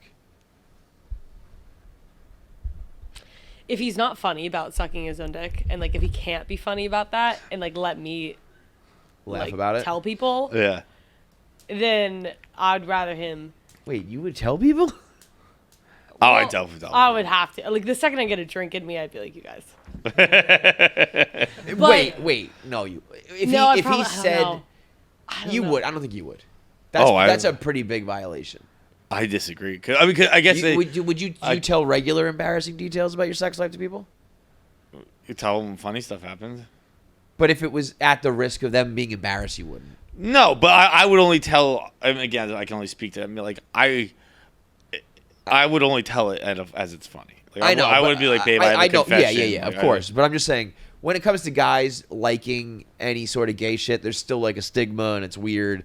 The girls don't run around being like, my boyfriend likes this up his ass. That's usually like, okay, whatever goes on, we don't talk about. If this is something that's in your relationship and you tell your friends, that's pretty fucked up. Yeah. I would only tell someone expecting they told people. That's the smart way to do it. Expecting yes. that we'd bust ball. I don't tell anyone anything anymore. But not that even I in don't, your relationship. Like in a relationship. Even in a relationship, even in my close relationships, I don't, because no one doesn't tell people. Yeah. But it's I only tell it's pretty people. easy to not tell people that I'm sucking my own dick. Dude, basically, I live my entire life now like the internet's I'm on on. this podcast. Yeah, like I know. only tell my closest confidants things that I know they're gonna. Like if I tell you something, I am assuming you're telling it to everybody. I don't tell anyone fucking anything. Stu was asking me about like something about that at the wedding. Like, do you operate differently now that the cameras are on you all the time? And I was like, I always pretend I'm live and on the air. 'Cause somebody's gonna hear you or whatever. I think. So wait, what's your answer? I'm thinking about it like actually now, and I really would not like it if he was like consistently sucking his own dick. I would. Okay, what about this? Would you much rather him tell me What about that he's fucking he another girl. is like talking about specific sex with his ex-girlfriend that was great? It's like a hard scenario to imagine, but like I don't know, you're at a party, everyone's talking about sex, and he's like, "Oh my god, the way that Carolyn used to fucking blah blah blah blah blah blah blah blah blah." Or would you rather be like, "So, man, babe, I gave myself a load down the back of my throat." I don't know. This is truly Sophie's choice here. Yeah. I think I would rather him talk about his ex. Which is crazy though, because the last thing girls want to hear about is you fucking your ex. Yeah. You know what I mean? No. I would rather she talk about eating her own pussy. If the roles are reversed. Here. Totally.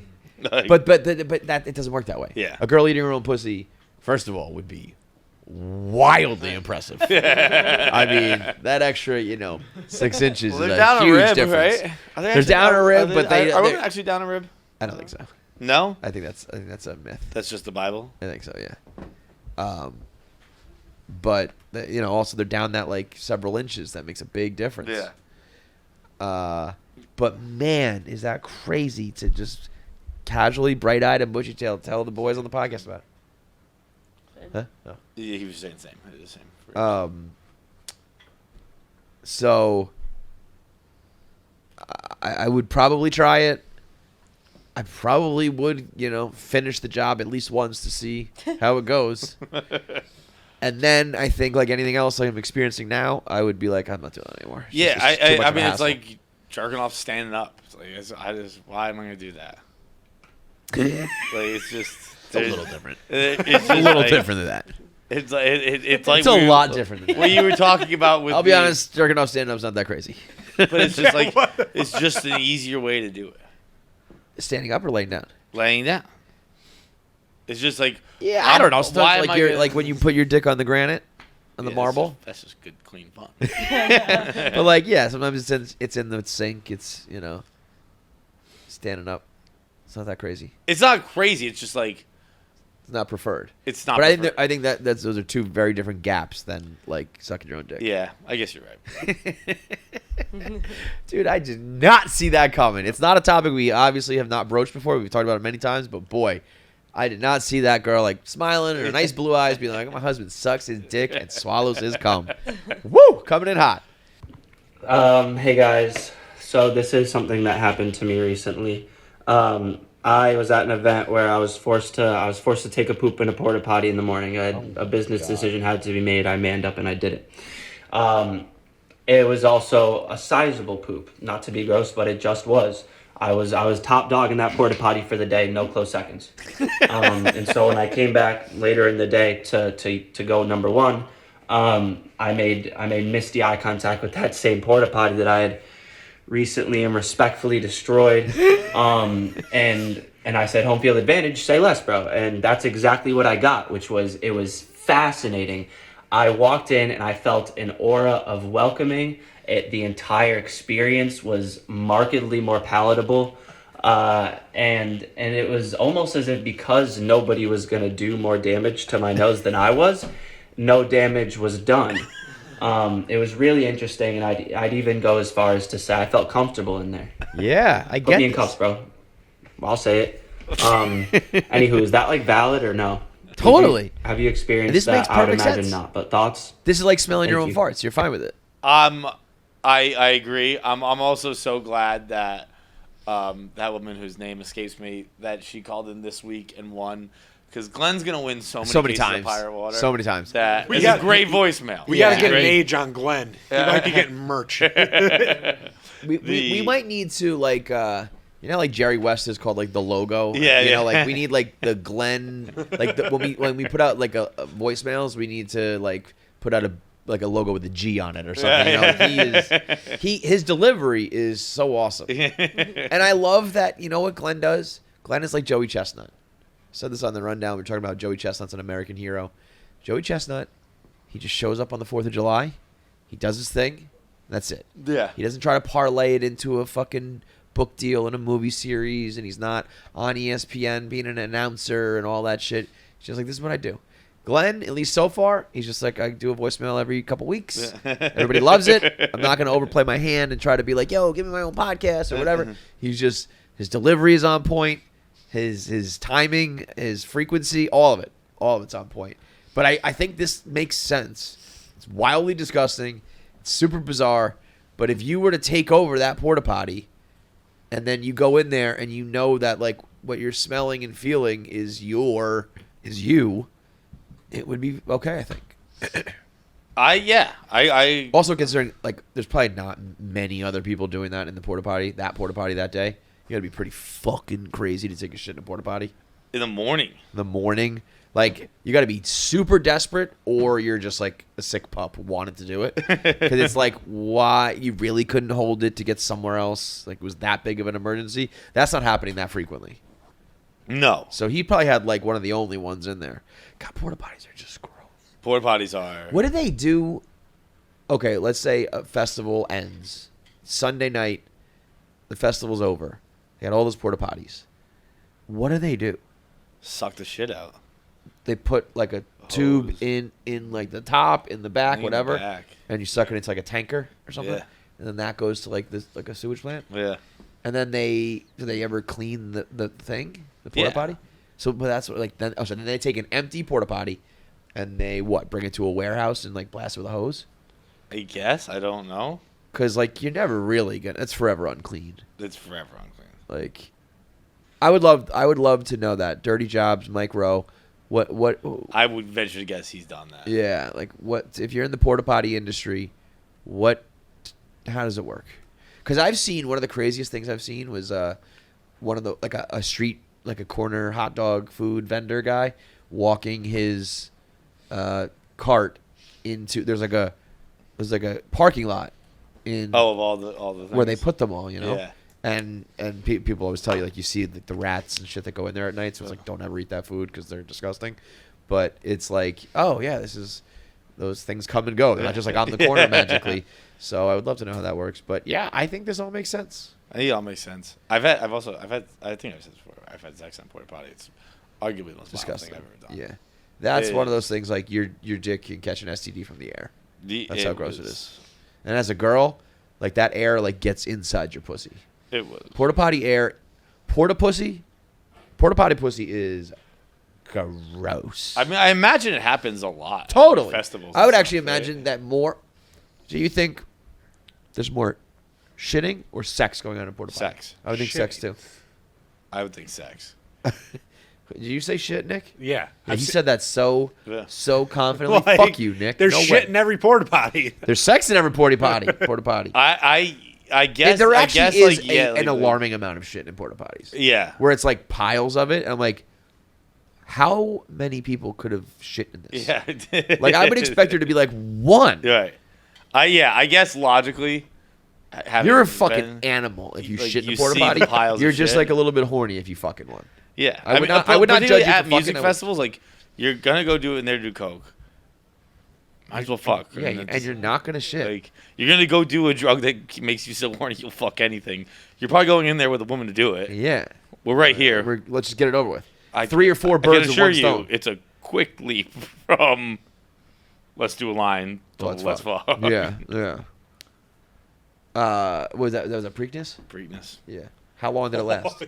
Well, last when they do drugs, so it lasted a little longer than it usually does. That's another thing too. Like, if you're fucking in a porta potty, it better be a quickie. Yeah. Because there ain't no position changing. There's just bottles of cans of fucking Bud Light raining down on you. You're fucking yipped to the gills. Honestly, romantic as fuck. Yeah. Talk about warring up. You're in there. You're taking enemy fire. Like, let's just do it, babe. You're fucking you already have mucking barn because that means you fucking you're taking away. You only got one way to get oxygen in, so you just. Bro, if you eat pussy in a porta potty, I ate pussy in a porta potty. Yes, that's way grosser. You go on than your just knees having and she stood up. She was. That's weird enough because that is. It's like you're giving a girl a blowjob. But to do it in a porta potty. She had. I mean, I think I've only done that once before. I think it was only once because I think it's burned into my brain. What? Like me on my knees standing up, beating a girl out. Oh, I do it all the time. All the time. Pavs? No. Nick? No. I was like, I'm Italian. That's gay. There is something inherently gay about getting on your knees and looking up at someone, even if it's a chick. Don never wears shorts. Don doesn't eat pussy, dude. It kind of makes sense, though, actually, that we would do it that way. Because it also it ends up like the angle, you know what I mean? Like I remember growing up like thinking that like your boner went out and it would go into a pussy, you know? And then you realize it's got to go up because it's got to get like underneath, you know what I mean? And I think that actually that angle of like being on your knees and getting up underneath makes sense to do that way, but it's very rare. Yeah, whereas a girl, if you think about it, when you're just kissing a mound of skin. Like if you're doing it from the front, like you can't get the angle. Really? Well, I mean, you would the know. back of a hand. But wait, no, I guess it depends on how tall you are and shit, though. Oh, because I'm thinking about ordinarily when you're most of the people I sleep with on my knees, I'm to their chests. Yeah, I guess that's the problem. Because with a girl, can you clarify age? Now I guess I have to. Now that we made it weird, I was just talking about short women, dude. Nobody said anything else about that. Fucking weirdo. So here's the thing: women are typically shorter than men, and typically my girlfriends are shorter than me. They're of age. Yeah, that doesn't sound like it now that I say it, but. I swear, dude. I swear, totally. All right, let's move on. I could talk about this for another hour. Last one. Sup, KFC, Feits, Nick, Jackie, Pavs, Mikey, everyone else there. I got a crazy question. So, what do you think is the over-under on tits you've seen in your life? Like, I'm only a second-year university student, and not gonna lie, it's hard to put a number on it. It's gotta be up there. Because I've seen a lot of titties, but I'm only like second year of college. Like, I can't imagine how many it's got to be for you fucking, like, old dogs. Anyways, love right, the show. fucking Thanks for Baldy. everything. Viva. Old dogs. I hope he sent that in after hearing last episode, because that's fucked. That's just happened to me twice in the same episode. Old dogs. Now, wait. I want to clarify. I'm thinking about this as in person. In person. Yeah. And I think so is he. Because he keeps referencing in college, meaning like I haven't been with many women. Because if you're talking about porn and movies and shit, it's like literally infinite. Yeah. But here's the thing. Not being a huge strip club guy, not having gone to many like public naked sex spectacle type things, I bet the number of how many tits I've seen and how many tits I've like interacted with is pretty much a Venn diagram, like on top of each other. Like a couple Mardi Gras tits here and there, a couple strippers here and there. That's really it. Yeah. Most tits I've seen have been the tits I'm having sex with. Yeah, for sure. Obviously. I don't think that's that obvious. I mean, if you go to a strip club a lot, if you like go to sex clubs, if you go to Mardi Gras every year, if you are like on spring break all the time, it's not like a thing. But I do think there are people who see a lot of tits outside of sex. I don't know if that fucking guy Carol and Girls Gone Wild and all that shit. Those guys see a ton of tits. But that's unique. I think most people, it's like, there's a few sides, but like, so the number is, probably multiply the number of people you slept with by 2. Right. 2 titties, I don't know. Now that I'm thinking about it. Add another like 20 sets. Another 40 boobs. I was going to say 700. You think you've seen 700, so 350 naked women chests? At least. So now that we're saying in person? naked women, yeah. I mean, you're an absolute whore, so I feel like you... No, I think most of it's like, I'm not a strip club guy, but I've been to a shitload of strip clubs.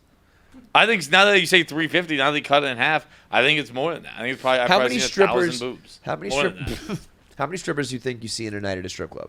How many girls are on stage? Like how many am I 20? Watching? No, but you got. I mean, let's say you're just in the room and you technically have seen 20 girls, so 40 boobs a night every time you're at a strip club. Yeah.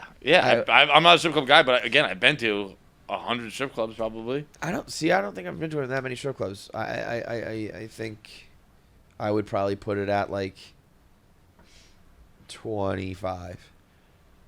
Maybe 100's high, but I'd say probably 75 then. That's a great question. These are why we do these things. Yeah, I'll almost say I've seen 1,500 pairs of boobs. 3,000 boobs, 1,500 pairs. No, I'm sorry, 1,500 boobs, 750-ish boobs.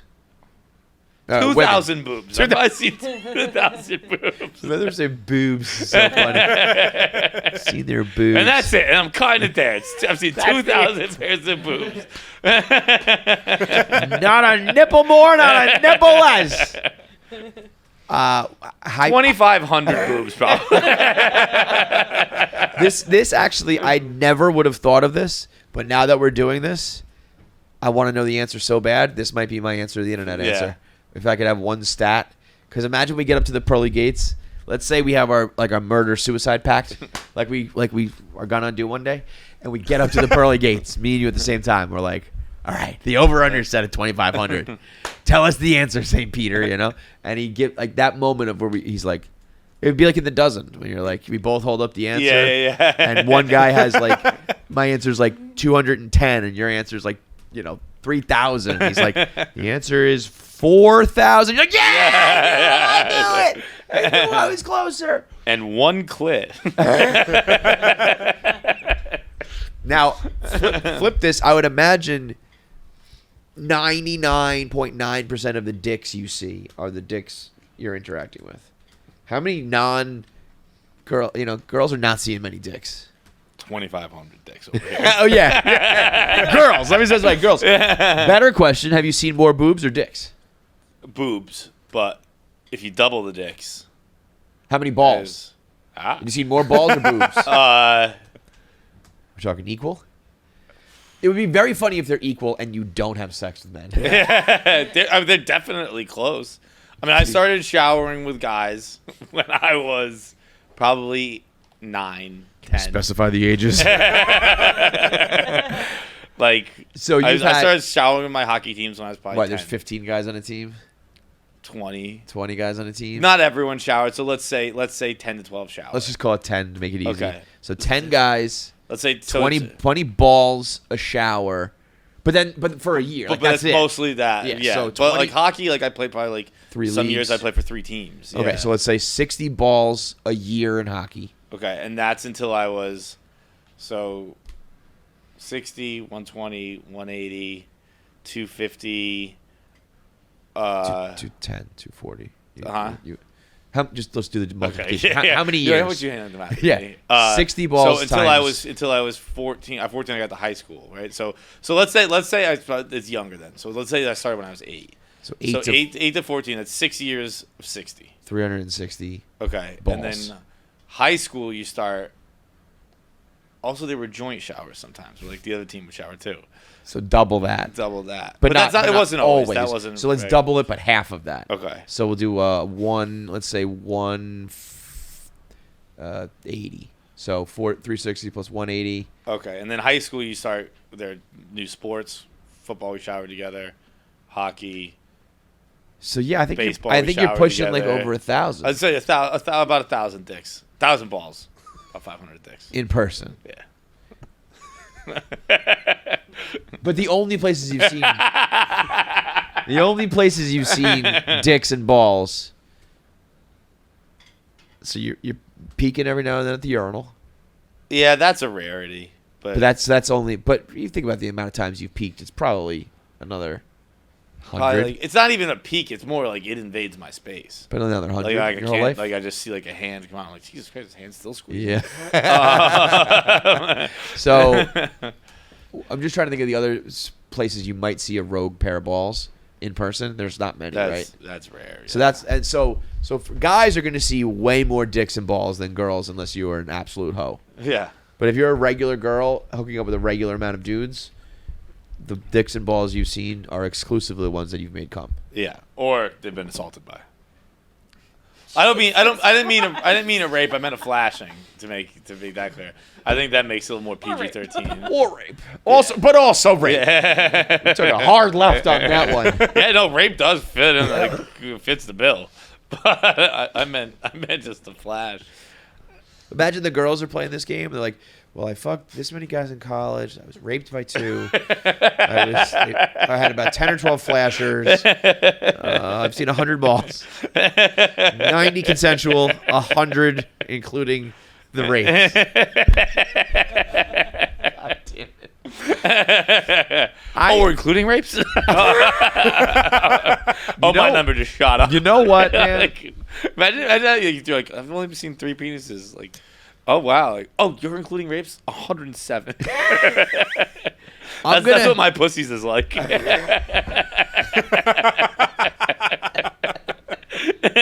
Consensual 7, non-consensual sex hundreds. with like 3 people.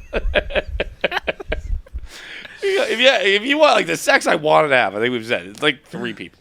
Bro, I'm gonna do something. I don't want to set a precedent. I think the response that voicemail garnered is a pirate water worthy. You did double? I mean, that was really fucking funny. The voicemail itself is kind of like you wouldn't think anything of it, but leading to this rape thing, I think I'm gonna go double.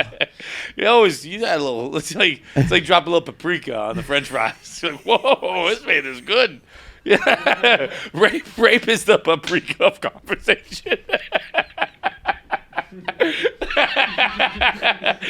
You want to spice up your combo? Bam! Paprika rape. Paprika rape is in the building. Oh, I didn't know you could do this. Yeah, that makes it fun. I think I'm going to make the executive call. 2 best voicemails of the week. Glenn was right there for a potential 3rd. We could have had a clean sweep. Yeah. Going forward, it will be one per week, unless you come with the heat. How about this? Minimum 1 per week, but we do reserve the right for a all-star, a wild card. Yeah. an exemption, a wild card where I could throw it out there if it's that good. Because counting balls was very funny. That was like some Silicon Valley type shit. Okay, interview time. Oh yeah, dude, massive interview. Yeah, probably one of our biggest unexpected, just non-traditional but amazing interviews. We got the producer of not only the Fast and the Furious series, but like every action star, massive blockbuster movie you maybe have ever seen, plus a few rom-coms, plus a few classics. Like, bro, we got a guy on the show right now who was on set during the fucking safe scene. Like, not only that, like it sounded like he almost like invented that scene and oversaw it and executed it. We've got a guy on the podcast who is responsible for $11 billion of movies, of movie box office. I think even like you and I don't even comprehend what a massive he really is. And he was the most intimidating guest I've ever had. For sure. Like, I remember being intimidated by Bill Burr. I remember being intimidated by Bryan Cranston. I feel like you said, but that was a nervous, respectful nervous. Whereas like Bill, I'm kind of like, oh my god, he's gonna like clown me. I don't want to say something wrong, whatever. But this guy was a no nonsense badass motherfucker. Yeah. And he was like happy to do it, but he was kind of like, what? Let's go, come on. Yeah. And there was a couple questions I asked that were like I was like nervous to ask, and Kevin asked a question that I wanted to ask, and I just got so nervous that I just didn't.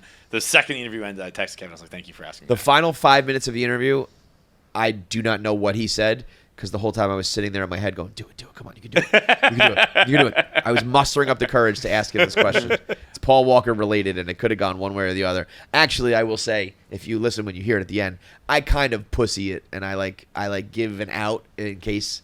I should have just said, "Are you fucking doing it or not?" But you pussyfooted, as you say, whereas I was like, "Oh fuck, that's gonna piss him off." Yeah, you actually thought he was. As a fan what of the I was franchise, worried about, what I was worried about happening, you were almost thinking the opposite was gonna happen.